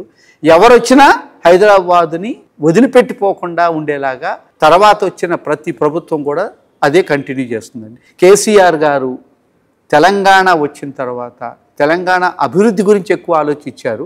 అందువల్లనే దేశంలో మనకి ఇంత మంచి పేరు వచ్చింది. విశ్వవ్యాప్తంగా ఉన్న అత్యుత్తమమైన పెద్ద పెద్ద కంపెనీలన్నీ కూడా వచ్చి ఉండటం వల్ల భారతీయులకి కానివ్వండి, తెలుగు వాళ్ళకి కానివ్వండి, బయట వాళ్ళందరూ ఇక్కడికి వచ్చి ఇంత మంచిగా లా అండ్ ఆర్డర్ ఉన్న క్యాపిటల్ ఎక్కడా లేదు. అందుకని ఎవరైనా హైదరాబాద్కు వస్తే వాడి సొంత ఇంటికి వచ్చినట్టుగానే ఉంటుంది. ఇక్కడి నుంచి వెళ్ళిపోవాలంటే మాత్రం వెళ్ళలేరు. అది ఇతర రాష్ట్రాల వాళ్ళు ఎవరైనా సరే. ఇక్కడ భాషా పరిమితి లేదు, ఆహార పద్ధతులు కానీ, సెక్యూరిటీ కానీ, కాస్ట్ ఆఫ్ లివింగ్ కానీ, ఇవన్నీ కూడా లా అండ్ ఆర్డర్, అన్నిటికంటే ముఖ్యంగా లా అండ్ ఆర్డర్. ఎవరు ఏ పని చేసుకుంటున్నా కూడా ఎవరికి అసూయ లేదండి. అందువల్ల వచ్చిన వాళ్ళు ఇక్కడే రిటైర్ అయిపోయి ఇక్కడే వాళ్ళ తనువు చాలించాలనుకుంటారు. ముఖ్యంగా కరోనా కాలంలో మీరు చూసినట్లయితే మహారాష్ట్ర నుంచి, కర్ణాటక నుంచి, ఒరిస్సా నుంచి, ఛత్తీస్గఢ్ నుంచి, మధ్యప్రదేశ్ నుంచి ఎంతమంది వచ్చారండి ఇక్కడికి. అంత మంచి మైదానాలు అందుబాటులోకి ఉన్నాయి. అంటే ఒక బోర్డర్ క్లోజ్ చేసి రానివ్వను అన్న స్టేజ్ నుంచి వాళ్ళందరికీ కూడా కరోనా సమయంలో హైదరాబాదు ఆదుకుంది కదా, ఎంతోమందిని కాపాడింది కదా. అంటే హైదరాబాదు అనేది ఇది దేశానికి ఒక మినీ ఇండియా లాంటిది. కరోనా వచ్చినప్పుడు దంతవైద్యుడిగా ఇక మా ప్రొఫెషన్ ఉండదనిపించింది. ఎందుకనంటే మనిషి గాలి పీలిస్తేనే కరోనా వచ్చేస్తుంది అన్నప్పుడు మేము నోట్లో వైద్యం చేయాలి. అంటే మొట్టమొదటిసారిగా క్లినిక్లు క్లోజ్ చేయింది ఎవరి అంటే ఈఎన్టీ డాక్టర్లవి, మావి. దంతవైద్యులు అయితే ఇక మేము వేసుకోవాలంటే పెద్ద స్పేస్ సూట్ లాగా ఒక పెద్ద కిట్ వేసుకొని పరీక్ష చేసేవాళ్ళం. పరీక్ష చేసిన తర్వాత చికిత్స చేయాలంటే మళ్ళీ ఒక కిట్టు, దాంట్లో ఉంటే ఎంత వేడిగా ఉంటుందో మాకు తెలుసు. ఆ టైంలో ప్రపంచవ్యాప్తంగా ఉన్న దంత వైద్య క్లినిక్స్ అన్నీ కూడా, డెంటల్ క్లినిక్స్ అన్నీ క్లోజ్ అయిపోయాయి. కానీ మేము మహావీర్లో నడిపించాం. అప్పుడు నేను అంతకు ముందు నుంచి కూడా ఇంటిగ్రేటెడ్ ట్రీట్మెంటు, ఫంక్షనల్ మెడిసిన్ మీద వేరే వైద్యులతోటి పనిచేస్తున్నాను. రాధేశ్యామ్ గారని రాబా, కృష్ణప్రసాద్ గారని ఒక బయోమాలిక్యులర్ మెడిసిను, అలానే ఎంకే శాస్త్రి గారని బ్రెయిన్ స్టిమ్యులేషన్ చేస్తూ న్యూరో మాడ్యులేషన్ తోటి మోటార్ న్యూరాన్ ప్రోగ్రామ్స్ ద్వారా పెరాలసిస్ రికవరీ, ఆల్జిమర్సు, పెయిన్ మేనేజ్మెంటు, రాడికులోపతీసు ఇటువంటి అన్నీ చేసే వైద్యులతోటి, అలానే గట్ అంటే సెకండ్ బ్రెయిన్ అంటారు, గ్యాస్ట్రో ఇంటెస్టైనల్ ట్రాక్ట్, దాని ద్వారా ఆరోగ్యాన్ని, దాని యొక్క ఫంక్షను అంటే పనితనాన్ని, దాని యొక్క ఆరోగ్యాన్ని ఇంప్రూవ్ చేసి జబ్బులను ఏ విధంగా నయం చేయొచ్చో అని చెప్తున్న రాధేశ్యామ్ గారితో నేను పనిచేయటంతో ఈ కరోనా వచ్చినప్పుడు ఆల్రెడీ మేము ఏదైతే వాడుతున్నామో మిగతా జబ్బులకి అవి వీటికి కూడా పనిచేస్తున్నాయి అని తెలిసింది. వాటిని వీళ్ళిద్దరూ ఒక కాంబినేషన్ కిట్గా తయారు చేసినప్పుడు అవి చాలా మంచి ఫలితాలను ఇచ్చాయి. రాకుండా వచ్చిన వాళ్ళకి 3-4 రోజుల్లోనే తగ్గిపోయేలాగా, తగ్గిపోయిన వాళ్ళ కాంప్లికేషన్స్ కూడా లేకోకుండా పనిచేయటంతో నాకు వాటిని ప్రోత్సహిస్తే బాగుంటుంది అని కరోనా గురించి మాట్లాడితే జైల్లో వేస్తాం, కరోనా గురించి మాట్లాడితే నిషేధం ఉన్న స్టేజిలో మేము ఈ కరోనాకు సంబంధించిన హెర్బల్ బయోమాలిక్యులర్ మెడిసిన్స్ని నేను ఒక 50,000 మందికి ఉచితంగా అందజేయటం జరిగింది. 24 గంటలు మేము ఇక్కడి నుంచి పంపించేవాళ్ళం, ఎందుకంటే ట్రాన్స్పోర్ట్ లేదు. ఎయిర్పోర్ట్కి వెళ్ళి క్రూకి ఇచ్చి వాళ్ళ ద్వారా ఢిల్లీలోనో కలకటాలోనో గౌహతిలోనో ఎక్కడ బెంగళూరులోనో ఇస్తే వాళ్ళు అక్కడికి వచ్చి కలెక్ట్ చేసుకునేవాడు. అమెరికాకు కూడా 500 ప్యాకెట్లు పంపించాం. ఇది వేసుకున్న వాళ్ళకి ఆ రోజున పారాసెటమాల్ తప్పితే డోలో తప్పితే వేరే ఏదీ లేదన్న స్టేజిలో ఇవి అద్భుతంగా పనిచేసినాయి. వీటిని రిలీజ్ చేసింది కూడా కిషన్ రెడ్డి గారు, అప్పటి హోమ్ మినిస్టరు. ఆయన గారు ఈ వందే భారత్ ప్రోగ్రామ్ కూడా ఇన్ఛార్జ్గా ఉన్నారు. ఆయన గారికి, కుటుంబ సభ్యులకి, వాళ్ళ యొక్క వ్యక్తిగత సభ్యులందరికీ కూడా సిబ్బందికి అందరికీ ఇవ్వటం జరిగింది. వాళ్ళు కిషన్ రెడ్డి గారు అయితే ఇవి తీసుకోవటంతో ఆయనకి ఎంత ధైర్యం వచ్చిందంటే ఐసీయూలోకి కూడా వెళ్ళిపోయారు, సీసీయూలోకి కూడా ఆయన. కానీ ఎప్పుడు కూడా హాస్పిటల్లో అడ్మిట్ అయిందిగా నేను వినలేదు. వీటిని మేము ఇప్పుడు చైనా బోర్డర్లో ఒక యుద్ధం జరుగుతోంది. ఒక మేజర్ జనరల్ ఆయన గారికి కరోనా వచ్చింది. ఆయన గారికి షిఫ్ట్ చేయాలనుకున్నారు ఢిల్లీకి, కానీ షిఫ్ట్ చేయడానికి కుదరదు. ఆయనకి అక్కడే ఐసోలేషన్లో పెట్టారు.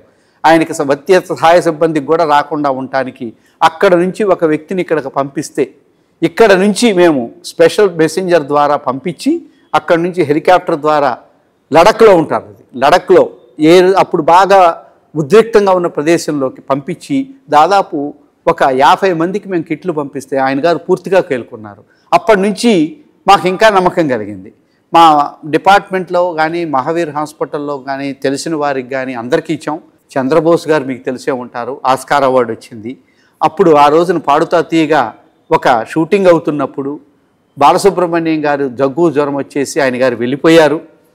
అక్కడికి పోయి నాకు పాజిటివ్ వచ్చింది, మీరు కూడా టెస్టులు చేయించుకోమంటే దానికి ప్రోగ్రామ్ మొత్తం అంతా ప్రొడ్యూసర్గా ఉన్న అనిల్ కడియాల మా అపార్ట్మెంట్లోనే ఉంటారు. ఆయన గారు నాకు ఫోన్ చేసి, అన్న మాకు 18 మంది పాజిటివ్ అయ్యాను, రూములు కావాలన్నప్పుడు నేను ఈ కిట్స్ పంపించాను వాళ్ళకి. ఆ రోజు అక్కడున్న సునీత గారు కానివ్వండి, మనో గారు కానివ్వండి, చంద్రబోస్ గారు, వీళ్ళందరికీ 18 మందికి, శ్రీకృష్ణ సింగరు, వీళ్ళందరికీ ఇవ్వటం జరిగింది. 3వ రోజుకల్నే వాళ్ళు రికవర్ అయిపోయారు, హాస్పిటల్లో అడ్మిట్ కాకుండా. దురదృష్టం ఏంటి అంటే ఆయన గారికి ఇవ్వలేకపోయాం. చంద్రబోస్ గారికి ఆ విధంగా నేను కోవిడ్ కిట్స్ పంపించడంతో ఆయన గారు పనిచేస్తానని తెలిసి చాలామందికి రికమెండ్ చేశారు. అలానే ఈ కిట్స్ని మేము చాలామందికి హాస్పిటల్లో ఉన్న వాళ్ళకు కూడా అందజేశాము. హాస్పిటల్లో లంగ్ ట్రాన్స్ప్లాంట్ చేయాల్సిన వాళ్ళకు కూడా ఈ కిట్స్ తోటి రికవర్ అవ్వటం జరిగింది. ఇది ఒక సంజీవిని లాగా, బయో వ్యాక్సిన్ లాగా పనిచేస్తుంది. కోవిడ్ అనేది ఏ వైద్యుడికి అంతకుముందు వైద్యం తెలియదు. ఆ రోజున ప్రతి ఒక్కళ్ళు చిట్కా వైద్యాలు కానీ ఇంకోటి కానీ అందరూ ఆనందయ్య లాగాను, లేకపోతే మంచెన సత్యనారాయణ రాజు గారు లాగాను, పరుచూరి మల్లిక్ గారు లాగాను, లేకపోతే Ayurveda doctors, homeopathy doctors, arsenic ఆల్బని తెలిసిన ప్రతి ఒక్కళ్ళు వాళ్ళ యొక్క శక్తి మేరకు ఏదో ఒక చికిత్సా పద్ధతులు, నివారణ పద్ధతుల కోసం సహాయం చేశారు. కరోనా మానవులకు మాత్రమే వచ్చింది, ఒక కీటకానికి రాలేదు, ఒక పక్షికి రాలేదు, ఒక యానిమల్కి రాలేదు, పశువుకి రాలేదు, అవేవి చనిపోలేదు. కానీ మనుషులకే వచ్చింది. ఎందుకనంటే ఇది బయోలాజికల్ వెపన్ కాబట్టి. నా మిత్రులు చాలామంది డాక్టర్లు ఉన్నారు, వాళ్ళ కోవిడ్ వచ్చినప్పుడు హాస్పిటల్స్లో ఉన్న వాళ్ళకి మేము ఇచ్చినప్పుడు వాళ్ళు మిరకల్గా రికవర్ అవ్వటం జరిగింది. అటువంటి టెస్టిమోనియల్స్ నా దగ్గర చాలా ఉన్నాయి. 2 ఇళ్ళు అమ్మట, మొట్టమొదటిసారి ఇల్లు అమ్మింది మా అమ్మాయికి మ్యారేజ్ ఫిక్స్ అయింది. దానికోసం ఒక అపార్ట్మెంట్ అమ్మాను, ఒక 70 లక్షలు వచ్చాయి నా దగ్గర. పెళ్ళికి ఖర్చు పెట్టాలి. అయితే అదే టైంలో మనకు పెళ్ళి ఖర్చు పెట్టడానికి కూడా ఆస్కారం లేదు. ఎందుకంటే అటు 20 మందితోటి ఇటు 20 మందితోటే మనం చేయాలి. లక్కీగా ఆ డబ్బుల్ని నేను ఈ 70 లక్షల రూపాయలు మొట్టమొదటి ఫేజ్లో అందరికీ కూడా ఉచితంగా నేను ఆ డబ్బుల్ని నేను పెట్టుకొని అందరికీ ఫ్రీగా ఇచ్చాను. దాదాపు ఒక 50,000 కిట్స్. అలానే రెండోసారి వచ్చినప్పుడు ఇంకొక అపార్ట్మెంట్ అమ్మాను. ఎందుకంటే మా పాపది రిసెప్షన్ కానీ పెళ్లి చేయలేదు కాబట్టి కొంచెం రిసెప్షన్ అది చేద్దాము అని అనుకున్నప్పుడు ఆ రోజున మళ్ళీ ఇంకొక ఇది వచ్చింది, మీ డెల్టా వచ్చింది, మీకు తెలుసు ఒమిక్రాను డెల్టా వచ్చింది. మళ్ళీ ఆ 72 లక్షలు అప్పుడు కూడా అదేవిధంగా ఇంకొక 1000 మందికి ఉపయోగపడేలాగా నేను కాంబినేషన్ కిట్ని ఇవ్వటం జరిగింది. మా పాప మ్యారేజ్ కూడా మేము తిరుమలలో చేశాము. మాకు అటు 20 మంది ఇటు 20 మంది అంతే. ఇక్కడి నుంచి పోవాలంటే క్లియరెన్స్ సర్టిఫికేట్ కావాలి. ఇక్కడి నుంచి పోవాలనుకుంటే అక్కడ నో అంటే you do not have any disease అని వ్యాక్సిన్ మనకి వ్యాక్సిన్స్ రాలేదు అప్పుడు, కరోనా లేదని ఒక సర్టిఫికేట్ కావాలి. అవి తీసుకొని వెళ్ళాము. కళ్యాణం దేవుడి సమక్షంలో, భక్తులు ఎవరూ లేని సమక్షంలో మా పాప కళ్యాణం అక్కడ జరిగింది. అంతకంటే అదృష్టం ఏముంటుంది? కాబట్టి నేను అనుకోవటం ఏంటి అని అంటే, కరోనా చేసిన కళ్యాణం అది మా అమ్మాయికి ఎక్కడ శ్రీ వెంకటేశ్వర స్వామి దగ్గర జరిగింది. అంతకంటే బ్లెస్సింగ్స్ ఏముంటాయి? వినాయకుడిని నమ్మటానికి కారణం మా నాన్నగారు పుట్టినరోజు వినాయకుడు. చిన్నప్పటి నుంచి కూడా మా నాన్నగారు వినాయక పూజ బాగా చేసేవారు. దంతవైద్యుడిగా కూడా మాకు దేవుడు ఎవరు అని అంటే వినాయకుడే. ఇంకా దంతానికి అంత ఇది ఉంటుంది. దాంతో ఆయన ఆయుధం, దంతం ఆయన ఆయుధం కాబట్టి దంతవైద్యుడిగా మాకు పుట్టించిన తండ్రిగా మా నాన్నగారు ఇద్దరు కావటంతో నేను ఆయన గారిని ఎక్కువగా పూజిస్తాను. అలానే సాయిబాబా నాకు 1974లో సిద్దిపేటలో ఉన్నప్పుడు మొట్టమొదటిసారి నేను వెళ్ళటం జరిగింది. అప్పుడు నాకు స్కూల్ ఫస్ట్ వచ్చింది.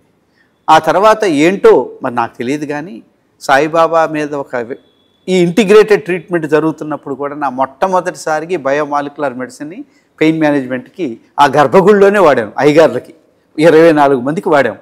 వాళ్ళందరూ చక్కగా కూర్చోలేని వాళ్ళు, నుంచోలేని వాళ్ళు అందరూ నొప్పులు తగ్గుతాయి, బ్యాక్ పెయిన్ తగ్గింది, మెడ నొప్పి తగ్గింది అంటే చాలా ఆనందం వేసేది. ఇది ఒక మిరకిల్ లాగా నాకు అనిపించింది. అంటే అప్పుడు అనిపించింది ఏంటంటే సాయిబాబా అందరూ మంచిగా ఉండాలని, ఆయన వైద్యుడు, గురువు, అన్నిటికంటే కూడా అందరినీ సమానంగా చూసేది. నా మీద భారం వేయండి అని చెప్పాడు కానీ నువ్వు నీ భారాన్ని నువ్వు మోయమని చెప్పలేదు. డాక్టర్ దగ్గరకు వచ్చినప్పుడు అలానే భారం మన మీద వేసి వాళ్ళు బాగుపడాలని, మంచిగా ఆరోగ్యవంతులై వెళ్ళాలి అనుకుంటారు.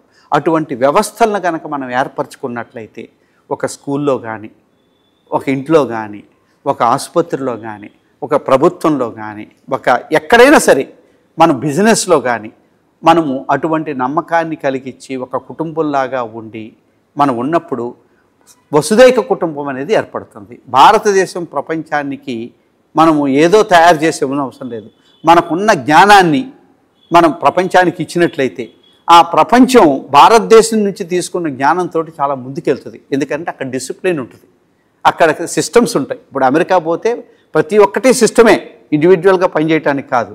భారతదేశం వస్తే ఎట్లయినా భారతదేశంలో డ్రైవ్ చేసిన వాళ్ళు ఎక్కడైనా చేయొచ్చు, భారతదేశంలో ఉన్న వాళ్ళు ఎక్కడైనా ఉండొచ్చు. హైదరాబాద్కి వస్తే 10,000 రూపాయలు బతకొచ్చు, 10 లక్షల రూపాయలు కూడా బతకొచ్చు. కానీ అక్కడ డబ్బు లేకుండా బతకలేరు, ఉద్యోగం లేకుండా బతకలేరు. ఇక్కడ ఉచితాలు చాలా, ఎవరింట్లోకి వెళ్ళినా కూడా ఆకలి తీరుస్తారు. అక్కడ అట్లా ఉండదు. ఇక్కడ చదువుకోవటానికి విద్య, వైద్యం ఇటువంటివన్నీ కూడా ఖర్చు అయినాయి అంటున్నారు. కానీ ఎక్కడ సరైన వైద్యం జరుగుతుంది, ఎక్కడ సరైన విద్యను అందిస్తున్నారు? గురుకులాలు ఉన్నాయి. ఇప్పుడు మీరు చూసినట్లయితే ఇక్కడ గురుకులాల్లో 1,15,000 రూపాయలు ఒక్కొక్క విద్యార్థి మీద ఖర్చు పెడుతున్నారు. దేశవ్యాప్తంగా మీరు చెప్పండి, ఎక్కడైనా కూడా ఇటువంటి గురుకుల వ్యవస్థ ఉందా? ఒక్కొక్క కాలేజీ క్యాంపస్ ఎంత ఉంది, విద్యార్థులకి ఎంత మంచి ఆహారం ఇస్తున్నారు, ఎంత మంచి విద్య అందుతుంది, తల్లిదండ్రులకు అసలు టెన్షన్ ఏముంది? వీళ్ళు విద్యతో పాటు చక్కటి సంస్కారాన్ని కూడా నేర్చుకుంటున్నారు. ఎందుకనంటే అక్కడ గురువులకు కూడా అటువంటి అట్మాస్ఫియర్ ఉంది. దీంట్లో భాగంగానే మేము కూడా గురుకులాల నుంచే వచ్చాను కాబట్టి మేము విజనరీ గురుకుల్ ఆలంని అని ఒకటి తయారు చేశాము. దాంట్లో నేను యాక్టివ్గా మెంబర్గా ఉండి గురుకులాల్లో ఉన్న విద్యార్థులకి, టీచర్స్కి మోటివేషను అన్ని క్లాసులు తీసుకుంటున్నాము. భాగంగా అక్కడికి వెళ్తూ ఆ గురుకులాల నుంచి బయటకు వచ్చిన వాళ్ళని అక్కడికి తీసుకెళ్ళి ఏ విధంగా దాన్ని అక్కడ మనం అవకాశాలను అందిపుచ్చుకోవచ్చు, స్కిల్స్ డెవలప్ చేసుకోవచ్చు.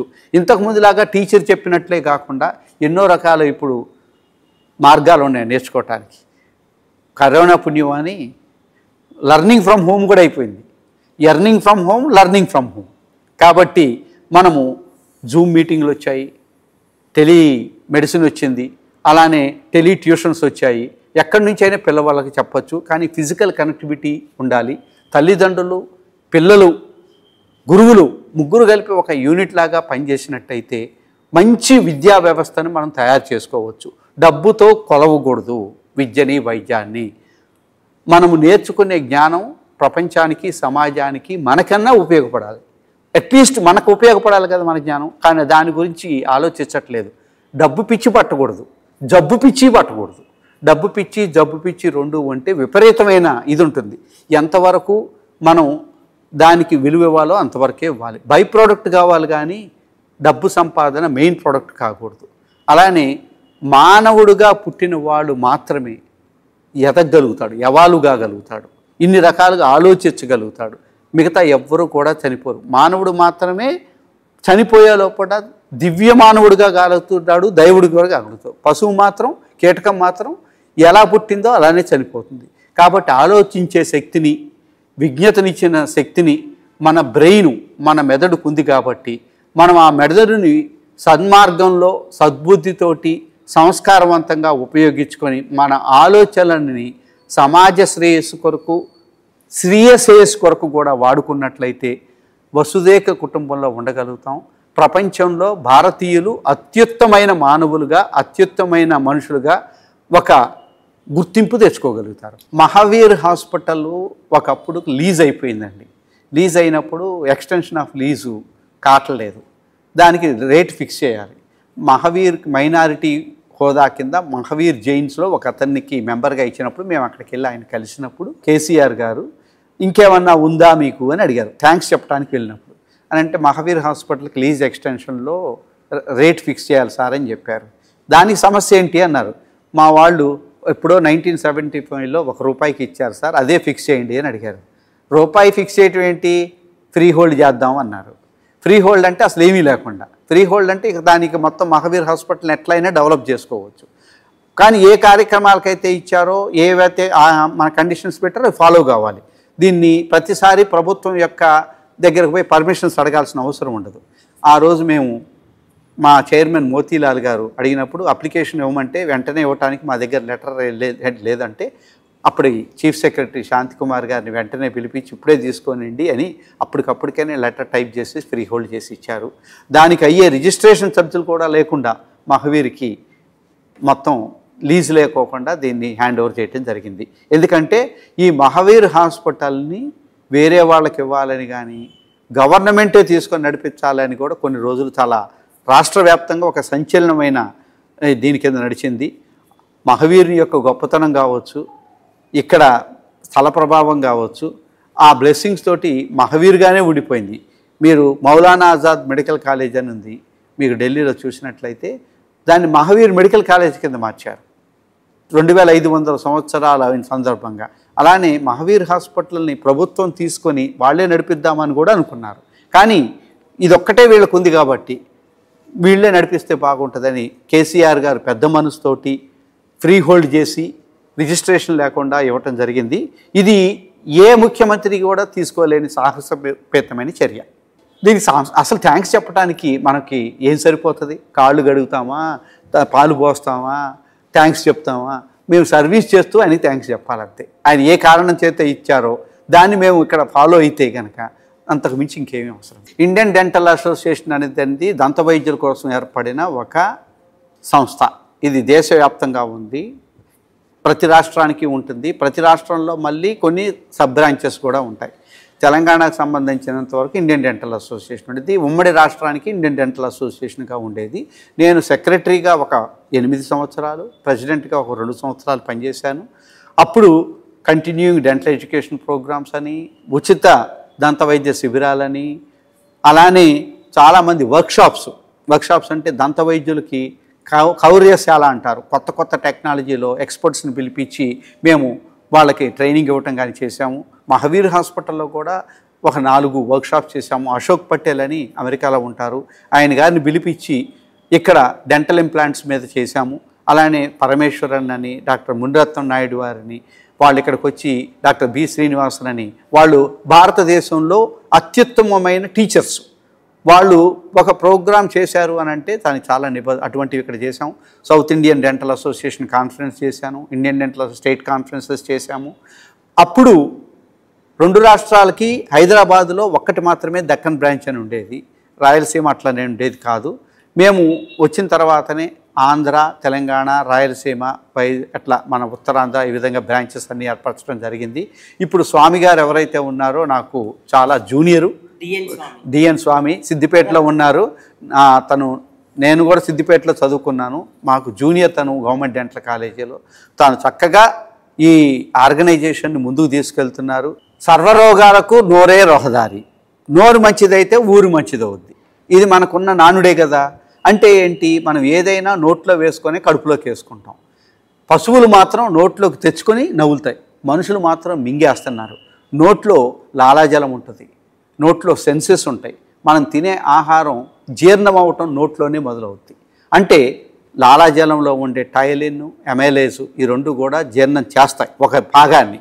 అలానే నవలటం వల్ల సర్ఫేస్ ఏరియా పెరిగి మెత్తగా అయ్యి కడుపులోకి వెళ్ళి చిన్న ప్రేగుల్లోకి వెళ్ళేసరికి అది అక్కడ జీర్ణరసాలు పనిచేయటానికి ఉపయోగపడేలాగా చేస్తాయి. అంటే దంతాల యొక్క ఉపయోగం నవలటం ఒకటే కాదు, జీర్ణం చేయటానికి కూడా. నోరు నాలుక మీద టేస్ట్ తెలిసినప్పుడు ఆ చేదు వగరు వీటితోటి పైచరసం ఉద్భవించటం, ప్యాంక్రియాస్ నుంచి ఇన్సులిన్ సెక్రేట్ కావటం కూడా జరుగుతుంది. మనం నోట్లో ఆహారాన్ని పెట్టుకుంటే లాలాజలం ఊరటం ఎట్లయితే ఉంటుందో జీర్ణరసాలు ఊరి కూడా ఉంటాయి. కాబట్టి ఆహారాన్ని నమిలి తినాలి, ఆహారాన్ని మంచిగా నమిలి మింగుడు పడేలాగా చేయాలి, కానీ ఆబగా గాబగా తినకూడదు. నోరు మంచి ఆరోగ్యం బాగుంటే శరీరం ఆరోగ్యం బాగుంటుంది. Oral health is equal to general health.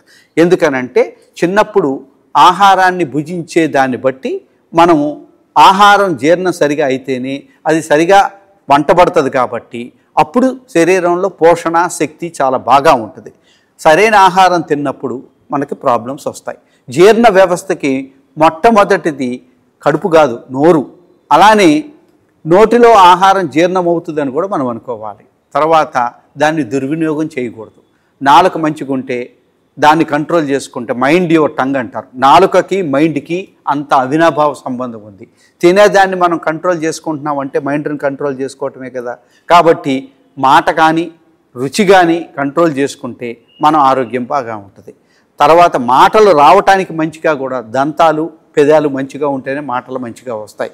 కాబట్టి మనము మాటలు స్వచ్ఛంగా రావాలి అని అంటే దవడలు మంచిగా ఉండాలి, దంతాలు మంచిగా ఉండాలి, నాలుక ఉండాలి. ఇప్పుడు ఆ అంటే ఇక్కడి నుంచి వస్తుంది, నా అంటే నాలుక నుంచి వస్తుంది, మా అంటే పెదాల నుంచి వస్తుంది. ఈ మూడు కోఆర్డినేట్ అయితేనే ఒక అక్షరం వస్తుంది. అలానే మాటలు రావాలన్నా వాక్యాలు రావాలనుకున్నా మనకి కమ్యూనికేషన్కి చాలా ఉపయోగం. అలానే ఒక మనిషి యొక్క ముఖాన్ని దాచుకోలేడు శరీరంలో. కాబట్టి దంతాలు మంచిగా ఉంటే దవడలు మంచిగా ఉంటే చూడటానికి మంచిగా ఉంటుంది. ఒక అందమైన పలువరుస ఉన్న వాళ్ళని ఆ స్మైల్ బాగా ఉంటే మనం మళ్ళీ మళ్ళీ చూడాలని చూస్తాం. దంత వైద్య విధానాలు ఎంతగా అభివృద్ధి చెందాయి అంటే మనము ముఖాలను మార్చేయచ్చు, దంతాలను మార్చేసేయచ్చు. ఎటువంటి శరీర ఆకృతి కావాలంటే చేసుకుంటున్నారో ఎటువంటి ముఖ ఆకృతి మార్చుకోవాలనుకుంటే కూడా చేయొచ్చు. తర్వాత వాళ్ళని గుర్తుపట్టలేనంత స్టేజ్గా అందంగా తయారవుతారు. ఇప్పుడు మిస్ వరల్డ్ కాంపిటీషన్స్ జరుగుతున్నాయి. వాళ్ళని అడిగినట్లయితే మీ ప్రతి వాళ్ళ స్మైలు వెనకమాల, అందమైన పలువరుస వెనకమాల, ఆరోగ్యమైన పలువరుస వెనకమాల ఒక దంత వైద్యుడి యొక్క సహకారం ఉంటుంది. కాబట్టి విజిట్ ఏ డెంటిస్ట్ ఎవ్రీ 6 months. ఆరోగ్యమైన నోటి ఆరోగ్యం బాగుంటే దేహ ఆరోగ్యం బాగుంటుంది. కాబట్టి మనం అందరం కూడా నోరు మంచిదైతే ఊరు మంచిదైనట్టు, మైండ్ యువర్ టంగ్ అన్నట్టు నోటి నుంచే జీర్ణం అవుతుంది. కాబట్టి తినే ఆహారం మీద మనము ధ్యాస పెట్టి ఏది తినాలో ఏది మాట్లాడాలో అనేది తెలుసుకున్నప్పుడు సర్వరోగాలకు నోరి రహదారి కాదు, సర్వ కార్యాలకు సాధించుకోవటానికి వాడు చాలా వాటి నోటి చలవ అంటారు చూసారా, అలాంటి దీవెనలు మనకు అందుతాయి. కాబట్టి మాట మంచిగా ఉండాలి, మన యొక్క భావాలు మంచిగా ఉండాలి, పలికే భావం మంచిగా ఉండాలి. అంటే దంతాలు దవడలు మంచిగా, నాలుక మంచిగా ఉండాలి. ఇప్పుడు నోటి క్యాన్సర్ అనేది గుర్తించటానికి కష్టమేం లేదు. ఎందుకనంటే గుట్కా, పాన్ మసాలాలు, పొగాకు ఉత్పత్తులు నోటి ఆరోగ్యం సరిగా లేని వారికి మాత్రం నోటి క్యాన్సర్ వస్తుంది. ప్రపంచవ్యాప్తంగా భారతదేశంలోనే అత్యధిక నోటి క్యాన్సర్ కేసులు ఉన్నాయి. ప్రతి సంవత్సరం దాదాపు ఒక 2 లక్షల మంది చనిపోతుంటారు, కొత్తగా 3-4 లక్షల మంది వస్తుంటారు. వీళ్ళందరూ కూడా క్యాన్సర్ ఉందని తెలియదు. నోటిలో చర్మాంతర్గత వ్యాధి అంటారు, ఓరల్ సబ్మ్యూకస్ ఫైబ్రోసిస్ కానీ మానని పుండ్లు కానీ ఉన్నట్లయితే క్యాన్సర్ కింద మారటానికి ఆస్కారం ఉంటుంది. 6 నెలలకు ఒకసారి దంత వైద్యం దగ్గరికి వెళ్ళినప్పుడు నోటి పరీక్షలతో దంత పరీక్షలతో పాటు ఈ క్యాన్సర్ పరీక్షలు కూడా చేయవచ్చు. దానికి ఇంట్రా ఓరల్ కెమెరాస్ అని వచ్చాయి, వెలోస్కోప్ అని వచ్చింది, ఓరోస్కోప్ అని ఇండియాలోనే భారతదేశంలోనే తయారైన రామరాజు గారు అని ఒక ఆయన ఒక డాక్టర్ గారు హైదరాబాద్లో ఉంటారు, స్వదేశీ పరిజ్ఞానంతో తయారు చేశారు. అది స్కాన్ చేసి బయాప్సీ లేకుండా క్యాన్సర్ రావడానికి ఆస్కారం ఉందా లేదా చెప్తుంది. ఈ విధంగా మనము ప్రతి దంత వైద్యులు కనుక తన క్లినిక్లో నోటి క్యాన్సర్ పరీక్షలు కనుక చేసినట్లయితే చాలా క్యాన్సరు ఎర్లీ స్టేజ్లు కానీ ప్రీ క్యాన్సర్ స్టేజ్లోని కనుక్కోవచ్చు, నివారించడానికి అవకాశం ఉంటుంది. మొట్టమొదటి స్టేజ్లో కనుక్కుంటే 100% క్యూర్ ఉంటుంది. నోటి క్యాన్సర్ మాత్రమే శరీరంలో లంగ్స్కి కానీ కిడ్నీస్కి కానీ లివర్కి కానీ బ్రెయిన్కి కానీ పాకదు. కాబట్టి నోటి క్యాన్సర్ ప్రివెంటబుల్, ట్రీటబుల్. కాబట్టి ఇటువంటి క్యాన్సర్ని భారతదేశంలో తగ్గించాలనుకున్నా నివారించాలనుకున్నా మనం శరద్ పవార్ లాంటి వారిని చూడవద్దనుకుంటున్నా కానీ ఇప్పుడు చూసినట్లయితే ఒక 11-12 సంవత్సరాల వాళ్ళకు కూడా ఈ అలవాట్ల వల్ల నోరు తెరుచుకోకపోవటం, నోట్లో మంట రావటం, క్యాన్సర్ వస్తూ ఉంది. కారణం ఏంటి అని అంటే ఓరల్ క్యాన్సర్ రావడానికి అలవాట్లే కారణం, నోటి పరిశుభ్రతే లేకపోవటం. మేము 2002లో అప్పటి వైస్ ప్రెసిడెంట్ కృష్ణకాంత్ గారు, తర్వాత వైస్ ప్రెసిడెంట్ అయిన అప్పటికి బీజేపీ దేశాధ్యక్షుడిగా ఉన్న వెంకయ్యనాయుడు గారి సమక్షంలో హైదరాబాదులో oral cancer awareness programme, national oral cancer awareness programme అనేది ప్రారంభించాం 2002లో. దాని యొక్క పర్యవసానమే ఇప్పుడు ఈ నేషనల్ హెల్త్ పాలసీలో నాన్ కమ్యూనికబుల్ డిసీజెస్ కింద ఓరల్ క్యాన్సర్స్ను కూడా చేర్చి దంత వైద్యుల ద్వారా పరీక్షలు చేయించాలనుకుంటున్నారు. అందులో భాగంగానే తెలంగాణలో ఒక కార్యక్రమం చేపట్టి మన దంత వైద్య శాలలన్నీ కూడా ఎక్కడే ప్రభుత్వ సహకారంతో, స్వచ్ఛంద సంస్థ సహకారంతో ఒక బెంచ్ మార్క్ ప్రాజెక్ట్ చేసి భారతదేశంలో ఇటువంటి కార్యక్రమం తెలంగాణ రాష్ట్రం నుంచి మొదలైంది అని చెప్పాలనేది మా ఉద్దేశం. దానికి స్కోప్ అనే స్వచ్ఛంద సంస్థ ద్వారా ఒక ప్రపోజల్ ఇవ్వటం జరిగింది. వరల్డ్ నో టొబాకో డే 31 మే రాబోతుంది. మా ఆర్గనైజేషను మెలిండా గేట్స్ ఫౌండేషన్కి కూడా నామినేట్ అయింది. అది 1 మిలియన్ అవార్డు అనమాట 2001లో. వాళ్ళతో కూడా మేము చర్చిస్తున్నాము. ప్రభుత్వము, సెంట్రల్ గవర్నమెంటు, స్వచ్ఛంద సంస్థలు, Indian dental association, cancer societies ద్వారా చాలామంది దంత వైద్యులు నోటి క్యాన్సర్ను గుర్తించగలుగుతారు, ఎర్లీగా ట్రీట్ చేయగలుగుతారు, ఎర్లీగా మళ్ళీ తర్వాత ఫాలోఅప్ చేయగలుగుతారు అనుకున్నప్పుడు దంత వైద్యులు కూడా క్యాన్సర్ మేనేజ్మెంట్లో ఉన్నారు అంటే వృత్తికి చాలా మంచిది. అలానే పేషెంట్లకి క్యాన్సర్ డాక్టర్ దగ్గరికి వెళ్ళాలంటే భయం ఉంటుంది, కానీ డెంటల్ డాక్టర్ దగ్గరికి వెళ్ళాలంటే భయం ఉండదు. ఇటు రెండింటినీ మేము సమన్వయపరుచుకొని దేశంలో మొట్టమొదటిసారిగా national oral cancer awareness program ప్రారంభించబడిన హైదరాబాద్ నుంచి ఈ కార్యక్రమాన్ని నోటి పరీక్షలు, దంత పరీక్షలు మనము ఏ విధంగా అయితే ఆరోగ్యశ్రీలో ఇంతవరకు చేర్చలేదు చేర్పించేలాగా చేసి మన రాష్ట్ర ప్రజలందరూ మంచిగా జీర్ణం కావాలి అని అంటే నోటి ఆరోగ్యం బాగుండాలి, దంత ఆరోగ్యం బాగా ఉండాలి. నోటి ఆరోగ్యం అని అంటే సౌభాగ్యం, నోటి అంటే దంత సౌభాగ్యం అంటాం దాన్ని. మనం ఆ సౌభాగ్యాన్ని తీసుకొచ్చేలాగా మనం ప్రయత్నం చేద్దాం, అందరం కలిసి వర్క్ చేద్దాం. ఒక అమ్మాయి ఒక అబ్బాయితోటి సిగరెట్ మానిపించగలుగుద్ది ప్రేమతోటి, అలానే గుట్కా తినే వాళ్ళతోటి మానిపించగలుగుద్ది. ఒక తల్లిగా, చెల్లిగా, డాక్టర్గా నోటి క్యాన్సర్ వచ్చిన పక్క నుండి సహచర్యంతో మంచిగా రికవర్ అయ్యేలాగా చేయగలుగుద్ది. ఫస్ట్ డెంటల్ డాక్టరు తల్లే. ఎందుకనంటే అప్పటికి పళ్ళు వచ్చిన దగ్గర నుంచి తల్లి బ్రష్ చేయమంటేనే చేస్తారు, తల్లి పెట్టే ఆహారమే తింటారు. దంత వైద్యులు తర్వాత వచ్చారు. కాబట్టి అటువంటి తల్లులు, మిస్ వరల్డ్ అందరూ కూడా తల్లులు అవుతారు. వాళ్ళకి చిన్నప్పటి నుంచి కూడా మంచి నోటి ఆరోగ్యం ఉంటుంది. లేకపోతే తర్వాత వాళ్ళ ద్వారా కనుక ఒక మెసేజ్ ఇచ్చినట్లయితే ఒక బ్యూటిఫుల్ స్మైల్, ఆ హెల్దీ ఓరల్ క్యావిటీ, క్యాన్సర్ నివారణ కోసం మనము మంచి ఫేషియల్ ఫీచర్స్, మాట మంచిగా రావటం, ఇటువంటి అన్నీ కూడా వాళ్ళ ద్వారా చెప్పినట్లయితే ఎక్కువ మందికి రీచ్ అయ్యి వారి వారి దేశాల్లో కూడా దీన్ని తీసుకెళ్ళటానికి ఆస్కారం ఉంటుంది. ఇది ఒక గ్లోబల్ యాక్టివిటీ కింద ఉంటుందని మా యొక్క ఈ టీమ్ మెంబర్సు, నెమాని అని 1 బిలియన్ సిగ్నేచర్ క్యాంపెయిన్ చేశాడు వర్మ, ఇంకొక అతను ప్రసాద్ గారు, తర్వాత చొక్కలింగం గారు, తర్వాత ప్రదీపు, మేమందరం కూడా వివిధ ప్రభుత్వాలతో కలిసి పనిచేసాం. ఈ విషయంలో స్కోప్ ద్వారా వివిధ రాష్ట్రాల ద్వారా పనిచేసాం. నేషనల్గా ఆల్రెడీ మాకు ఒక ఇంటర్నేషనల్గా ఒక పేరుంది. మా ఆర్గనైజేషన్ ద్వారా తెలంగాణ రాష్ట్రంలో ఒక బెంచ్ మార్క్ యాక్టివిటీ చేసి ప్రపంచానికి చూపిద్దామనేది. ఎస్పెషల్లీ ఇప్పుడు చాలామంది పొగాకు ఉత్పత్తుల ద్వారానే డ్రగ్స్ అనేది వెళ్తున్నాయి కాబట్టి మనము వాటిని కూడా మానటానికి ఒక కార్యక్రమాన్ని చేపడదామనేది, అవేర్నెస్ కార్యక్రమం కానీ నివారణ కార్యక్రమం కానీ చేద్దామనేది మా యొక్క సంస్థ యొక్క ముఖ్య ఉద్దేశం. యువదంత వైద్యులు ప్రొఫెషన్ మీద గౌరవాన్ని తెచ్చుకునేలాగా, ప్రజలకి సేవ చేయటానికి, బాధను అర్థం చేసుకొని చేయటానికి వస్తున్నాం అనుకున్నప్పుడు ఇంతకంటే బెస్ట్ వృత్తి ఎక్కడా లేదండి. ఎందుకంటే ప్రతిరోజు ఏదో ఒక బాధ తగ్గించవచ్చు, అందం ఇంప్రూవ్ చేయొచ్చు, ఫంక్షన్ ఇంప్రూవ్ చేయొచ్చు, నవలటానికి చేయొచ్చు, మాట్లాడటానికి చేయొచ్చు. ఇటువంటిది ఎక్కడా కుదరదు. ఒక సంవత్సరం పాటు ప్రాక్టీస్ చేస్తేనే మనకి ఒక ప్రైజ్ వస్తుంది. డ్యాన్స్ ప్రోగ్రాంలో మనం చేయాలంటే చాలా సాధన చేయాలి.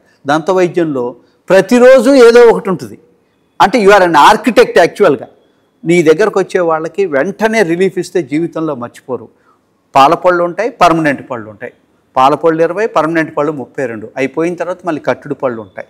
మరి పుట్టినప్పటి నుంచి చనిపోయేంత వరకు కూడా అవకాశం ఉన్నప్పుడు మనకు అవకాశాలు మన దగ్గరే ఉంటే ఇవి లేవనుకోవడం చాలా కరెక్ట్ కాదు. ముందు స్కిల్స్ ఇంప్రూవ్ చేసుకోవాలి, దాని తర్వాత కమ్యూనికేషన్ ఇంప్రూవ్ చేసుకోవాలి, దాని తర్వాత పేషెంట్స్ యొక్క అవగాహన పెంచాలి. అవగాహన పెంచినప్పుడు ఒకసారి వచ్చిన పేషెంట్ ఎక్కడికి పోరు. ఎప్పుడైతే ఒక మంచి గురువు దొరుకుతాడో, మంచి జ్ఞానం వస్తుందో, మంచి ఉద్దేశం ఉంటుందో, మనం ఏ ప్రొఫెషన్లో అయినా సక్సెస్ అవుతాం. ఒక హోటల్కి వెళ్తే జీర్ణమయ్యే ఆహారం పెట్టాలి, రుచికరం ఆహారమైన జీర్ణం కాకపోతే ఉపయోగం లేదు కదా. అలానే డాక్టర్ దగ్గరకు వచ్చినప్పుడు నాకు బాధ తగ్గుద్ది, నాకు మంచిగా చేస్తారు అనుకున్నప్పుడు డబ్బు సమస్య రాదు. డబ్బు పిచ్చి పట్టకూడదు. పేషెంట్లకు జబ్బు పిచ్చి పట్టకూడదు, డాక్టర్లకు డబ్బు పిచ్చి పట్టకూడదు. కాబట్టి let us work together. Youngsters మీకు ఏదన్నా సహకారం కావాలంటే సీనియర్స్ సహకరించి మీకు నేర్పించడానికి రెడీగా ఉన్నారు. కానీ వాళ్ళని అప్రోచ్ అయ్యే పద్ధతి చాలా ఇంపార్టెంట్. ఎందుకనంటే సీనియర్స్కి కొంచెం ఎగో ఉంటుంది. వాళ్ళ దగ్గరికి వెళ్ళినప్పుడు నేను కూడా ఒక డాక్టర్ దగ్గర పనిచేసినప్పుడు సీనియర్ డాక్టర్ గారి దగ్గర మార్నింగ్ 5 నుంచి రాత్రి 1 గంట వరకు పనిచేసేవాడిని. నాకు ఫస్ట్లో అవకాశమే దొరికేది కాదు. కానీ వాళ్ళ నేను ఎంతోమందికి ట్రైనింగ్ ఇచ్చాను. నా దగ్గర పనిచేసిన అసిస్టెంట్లు అందరూ కూడా చాలా మంచి సక్సెస్ఫుల్ పీపుల్ ఉన్నారు. నాకంటే పైకి ఎదిగిన వాళ్ళు కూడా ఉన్నారు. కాబట్టి దంత వైద్యానికి ప్రపంచవ్యాప్తంగా మంచి డిమాండ్ ఉంది. ఇక్కడ కూడా డిమాండ్ ఉంది. ఎక్కడికి పోయినా కూడా దంత వైద్యంలో రాణించాలంటే స్కిల్స్ కావాలి, మంచి స్కిల్స్ కావాలి. అటువంటి స్కిల్స్ ఇక్కడే నేర్చుకొని వెళ్ళినట్టయితే ప్రపంచవ్యాప్తంగా సక్సెస్ఫుల్ అవడానికి ఆస్కారం ఉంటుంది. ముఖ్యంగా చాలామంది స్ట్రెస్ తోటి పొగాకు ఉత్పత్తులకి ఎడిక్ట్ అవుతారండి. స్ట్రెస్ అంటే ఏంటి? మేనేజ్ చేయలేకపోవటం స్ట్రెస్. అసలు టెన్షన్ లేని జీవితం ఉండదు. అంటే మనము ఒక విషయాన్ని ఎంతవరకు విలువ ఇవ్వాలి, ఎంతవరకు మనం దాని మీద ఆలోచించాలనే దాన్ని బట్టి స్ట్రెస్ ఆధారపడి ఉంటుంది. అంటే ఏంటి? ఎగ్జామినేషన్లో మనం చదువుకున్న సాధన చేయకోకుండా ఎగ్జామినేషన్కి వెళ్తే స్ట్రెస్ వస్తుంది. అలానే స్కిల్ లేకుండా ఆపరేషన్ చేయాలంటే ప్రాబ్లం వస్తుంది. మనం క్లాస్కి వెళ్ళకోకుండా, టీచర్ చెప్పింది వినుకోకుండా మనం ఎగ్జామ్ రాయడానికి వెళ్తే, వైవాకి వెళ్తే మనకు స్ట్రెస్ వస్తుందా రాదా? అలానే ఏ పని చేయాలనుకున్నా కూడా మనము హూ యామ్ ఐ, నేనెవరు అని తెలుసుకోవాలి. నేను ఎందుకు చేస్తున్నాను తెలుసుకోవాలి. నేను నేర్చుకున్నది ఎంతవరకు దేన్ని చేయగలను. ఇప్పుడు నాకు మాట నేర్చుకుంటేనే మాట్లాడగలుగుతున్నాను, నడక నేర్చుకుంటేనే నడవగలుగుతున్నాను. అలానే ఏదైనా కూడా మనకి అనుభవం వచ్చిన తర్వాత, మనకి సెల్ ఫోన్ వాడటం రాదు ఒకప్పుడు, ఇప్పుడు సెల్ ఫోన్ వాడటం వచ్చింది, ఇంటర్నెట్ వచ్చి కొత్త ఇప్పుడు వస్తూనే ఉంటాయి. కాబట్టి యువత ఏంటనంటే ఇన్సెక్యూరిటీ ఫీల్ కాకూడదు, ఫస్ట్ థింగు. రెండోది ఇంపల్సివ్ బిహేవియర్ అంటారు. ఇమ్మీడియట్గా నా పని పోవాలనుకోకూడదు. అంటే ఒకసారి నేర్చుకున్న తర్వాత ఎవరు మన జ్ఞానాన్ని వెనక్కి తీసుకోరు. ఇవాళ ఒక ప్రోగ్రాం నేర్చుకుంటే రేపటి కొత్తది రావచ్చు, ఎల్లుండి ఇంకొకటి రావచ్చు. ఒకప్పుడు ఉత్తరాలు ఉండేవి, తర్వాత మనకి ఎస్టీడీ బూత్స్ వచ్చాయి, టెలిగ్రామ్లు ఉండేవి, తర్వాత ఎస్టీడీ ఫోన్లు వచ్చాయి, వైర్ ఫోన్లు, తర్వాత వైర్లెస్ ఫోన్స్ వచ్చాయి, కార్డ్లెస్ ఫోన్స్ వచ్చాయి. ఇవాళ మనకి ఏ విధంగా మనకి ఈ ఫోన్స్ స్మార్ట్ ఫోన్స్ వచ్చాయి. అంటే ఏంటి? టెక్నాలజీ పెరిగింది. మనం ఎక్కడ నుంచి అయినా ఏదైనా చేసుకోవచ్చు. మన జీవిత అవసరాలు మనకి తీరటానికి మనకు ముఖ్యంగా 3 అవసరం. ఒకటి సర్వైవల్, అంటే ఏంటి? బతకటానికి మనం. రెండవది ఆకలి తీర్చుకోవటం. మూడవది నిద్ర. నాలుగవది ప్రొక్రియేషన్ అంటారు, మైథునం అంటారు, సంతానోత్పత్తి అంటారు. ఎన్నో ప్రవృత్తులు ఉంటాయి. అందరికీ సర్వైవల్ ముఖ్యమే. దాని విషయంలో అందరం ఒకటే. తర్వాత నిద్ర, ఆకలి నిద్ర కూడా అందరికీ ముఖ్యమే. ఆకలి అయితే ఏంటి? మనం మాత్రమే దాచుకుంటాం, దోచుకుంటాం, మిగతా ఎవరు చేయరట్లా. నిద్ర చాలామందికి ఆహారంలో కానీ నిద్రలో కానీ నియంత్రణ లేక ఏ విధంగా నిద్రపోవాలి ఏమి తినాలి అని తెలియకపోవటం వల్ల స్ట్రెస్ పెరుగుతుంది. ఎందుకంటే సెకండ్ బ్రెయిన్ అనేది గట్లో ఉంటుంది, దాన్ని వేగస్ నర్వ్ నియంత్రిస్తుంటుంది. మనం తినే ఆహారం ఎప్పుడు తినాలి ఎలా తినాలి అనేది తెలుసుకోపోయినప్పుడు అది బ్రెయిన్కి కావాల్సిన న్యూరో ట్రాన్స్మిటర్స్ని సరిగా ఇవ్వదు, డోపమిన్ సెరోటోనిన్ అనే వాటిని ఇవ్వదు. అలానే బ్రెయిన్ నిద్రపోయినప్పుడు క్లీనింగ్ అండ్ కూలింగ్ జరుగుతుంది బ్రెయిన్లో, మెలటోనిన్ హార్మోన్ ఉత్పత్తి అవటం వల్ల. దానివల్ల బ్రెయిన్ యొక్క ఏసీ ఎయిర్ కండిషనర్ లాగా పనిచేస్తుంది. సరిగా నిద్రపోయినప్పుడు రాత్రిపూట ఆ పీనియల్ గ్లాండ్ అనేది మనకి మెలటోనిన్ హార్మోన్ ఉత్పత్తి చేయదు కాబట్టి చాలామందికి లేచిన వెంటనే అలసిపోయినట్టు ఉంటారు. వైటమిన్ డి కూడా తీసుకోవట్లేదు చాలామందికి డెఫిషియన్సీ ఉంది. మనము పొద్దాక సెల్ ఫోన్లో ముందు కొంగటం వల్ల బ్రెయిన్ స్టెమ్ మీద కంప్రెషన్ పడి కూడా మనకి శ్వాస నియంత్రణ సరిగా ఉండట్లేదు. కాబట్టి ఫిజికల్ యాక్టివిటీ ఉండాలి, యోగా మెడిటేషన్ లాంటివి చేయాలి, తినే ఆహారం అవగాహనతోటి తినాలి. ఏం తినాలి, మనకి ఏది జీర్ణం అవుద్దో మనకు తెలుసు. పెట్టిందల్లా తిన్నామనుకోండి మనమే బాధపడాలి, అజీర్ణంతో బాధపడాలి. కడుపు మాత్రమే చెప్పుద్దండి నాకు చాలని, ఎక్కువైపోతే వామిటింగ్ అవుతుంది, లేకపోతే మోషన్స్ అవుతాయి పడకపోతే. కానీ బ్రెయిన్ చెప్పదు, బ్రెయిన్ మాట వినద్దు తినేటప్పుడు, దీని మాట వినండి. గట్ ఫీలింగ్ అంటారు దాన్ని. గట్ ఫీలింగ్ అంటే ఏంటి, ఎక్కువైతే వద్దని చెప్పుద్ది, ఆకలి అయితే కావాలని చెప్పుద్ది. కాబట్టి అజీర్తి కలిగేలాగా కడుపు ఉబ్బరం వచ్చేలాగా ఇబ్బంది పడద్దు. అన్నీ ఉన్నాయి కదా అని చెప్పేసి ఏసీలో ఉన్న వాళ్ళకి నిద్ర పడతలేదు. అలానే కష్టపడేవాడికి నడి రోడ్డు మీద అయినా ఏం పోయినా దోమలు కుట్టినా కూడా చక్కగా నిద్రపోతారు. అంటే శరీరం నిద్రకి సుఖమెరగదు, దురదకి ఏదో అంటారు కదా, ఏదో ఉంది, 2 సామెతలు ఉన్నాయి. ఆకలికి రుచి తెలియదు, ఆకలి వేసినోడికి రుచి తెలియదు, ఏదో ఒకటి తింటాడు.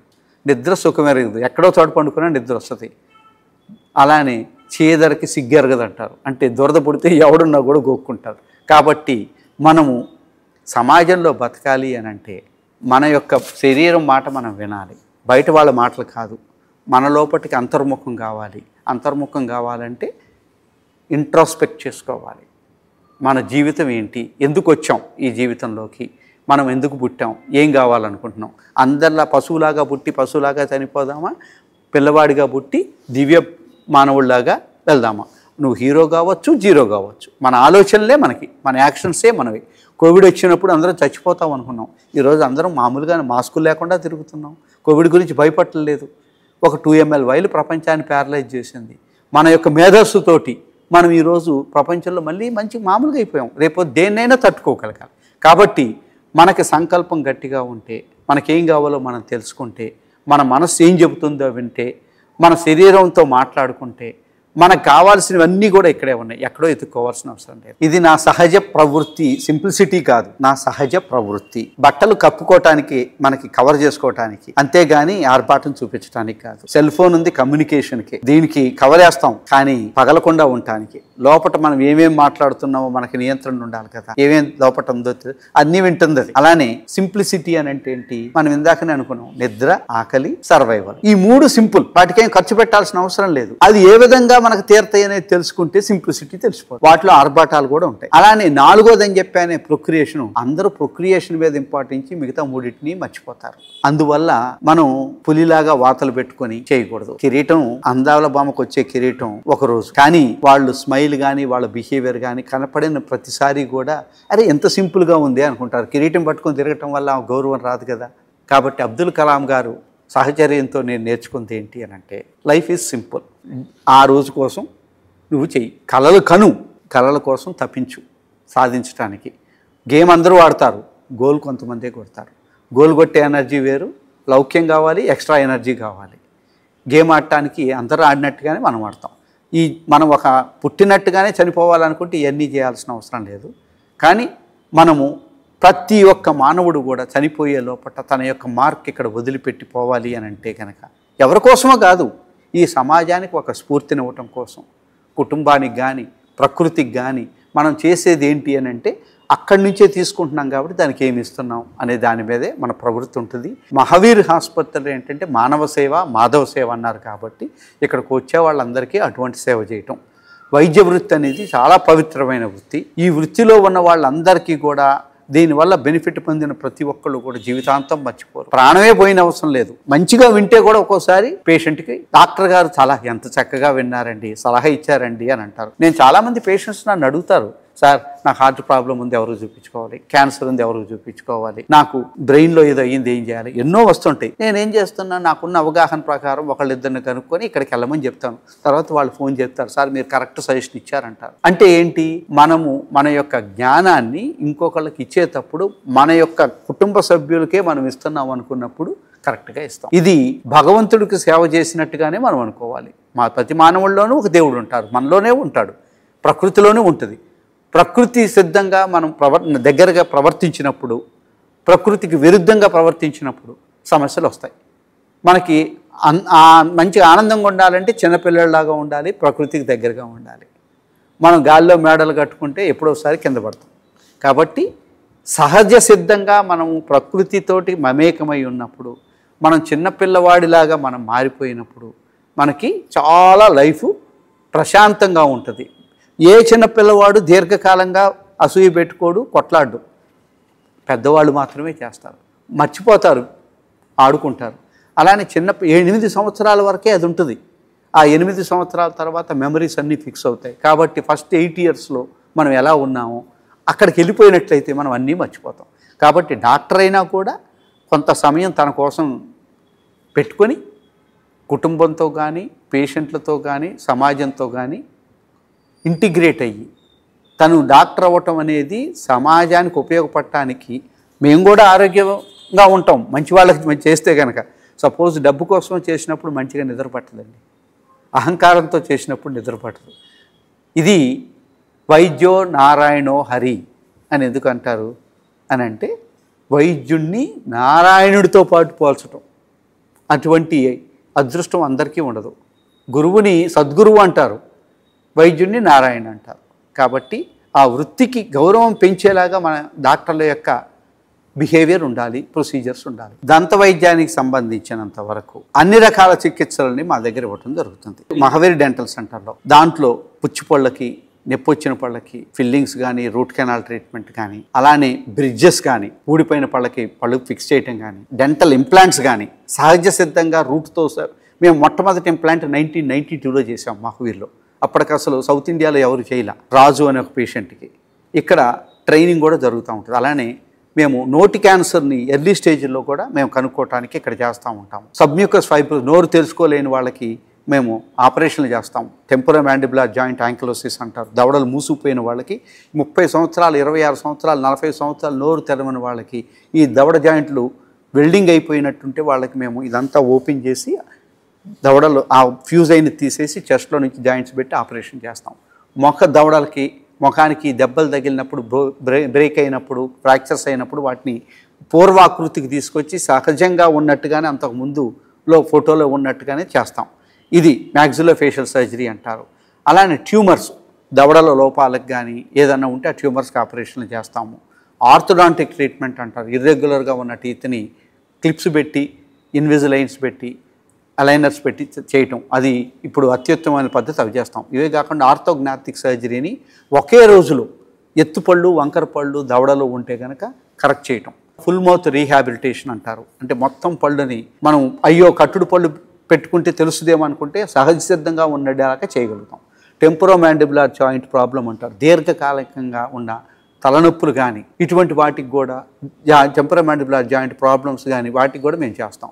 అదే కాకుండా పెయిన్ మేనేజ్మెంట్, ఈ మధ్యనే మేము చేసేది ఏంటంటే మోటార్ న్యూరాన్ ప్రోగ్రామింగ్ అనే ఒక ప్రోగ్రామ్ ద్వారా స్కాల్ప్ బేస్డ్ స్టిమ్యులేషన్ ద్వారా, నాన్ ఇన్వేజివ్ బ్రెయిన్ స్టిమ్యులేషన్ ద్వారా మైగ్రెయిన్ హెడేక్స్, సర్వైకల్ రాడిక్యులోపతీస్, బాడీలో ఉన్న ఇవి పోస్ట్ కోవిడ్ కాంప్లికేషన్స్, ఇటువంటివన్నీ కూడా చేస్తాం. నోటిలో ఉండే అనారోగ్య సమస్యల్ని, దేహానికి సంబంధించిన వాటిని ముందుగానే గుర్తించి మిగతా ఫిజిషియన్స్ తోటి కలిసి మేము ఇంటిగ్రేటెడ్ అండ్ ఫంక్షనల్ ట్రీట్మెంట్ కూడా చేస్తూ ఉంటాం. దంతవైద్యం అనేది పళ్ళకు సంబంధించే కాదు, అలానే చిగుళ్ళ వ్యాధి ఉంటే ఎముక పెరిగేలాగా కూడా మేము చేయగలుగుతున్నాం. అది రిజనరేటివ్ డెంటిస్ట్రీ అంటారు. రిజనరేటివ్ డెంటిస్ట్రీ అని అంటే ఆ ఎముక పెరగటం, ఎముక పెరిగినప్పుడు ఫౌండేషన్ పెరుగుతుంది, చిగుళ్ళు పెరుగుతాయి. ఇటువి తర్వాత బర్త్ డిఫెక్ట్స్ ఉన్న ఇటువంటి వాటికి చేయటం. స్పీచ్ కూడా చాలామందికి చాలామందికి నాలుక అతుక్కుపోయి ఉంటాం, ఆ ఏనలు అతుక్కుపోయి ఉండటంతో స్పీచ్ సరిగా రాదు, వాళ్ళు కూడా స్పీచ్ ఇచ్చేలాగా చేయగలుగుతాం. నా contact number 0402339330. Mahavir hospital dental department. మా దగ్గర ఒక 25 మంది డెంటల్ డాక్టర్స్ పనిచేస్తూ ఉంటారు.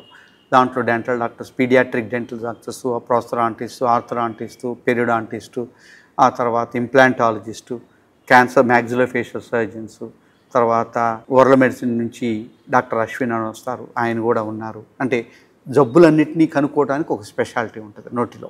వాటిని నోటి ముఖ వైద్య చికిత్స నిపుణులని సర్జన్స్ అంటే వాళ్ళేమో నిర్ధారణ నిపుణులు అంటారు. నోటి క్యాన్సర్ని ఎర్లీ స్టేజ్లో కనుక్కోవటం కానీ, చికిత్స చేయటం కానీ, పోస్ట్ ఈ మధ్యన బ్లాక్ ఫంగస్ అని మీరు వినే ఉంటారు, అటువంటి వాటికి ఆపరేషన్లు చేయటం కానీ, స్లీప్ యాప్నియా అంటారు, గురక వ్యాధి ఉన్న వాళ్ళకి, అటువంటి వాటికి కూడా చికిత్సలు చేస్తాము. మార్నింగ్ 9 నుంచి నైట్ 9 వరకు డిపార్ట్మెంట్. మాకోసం 35 సంవత్సరాల ఎక్స్పీరియన్స్.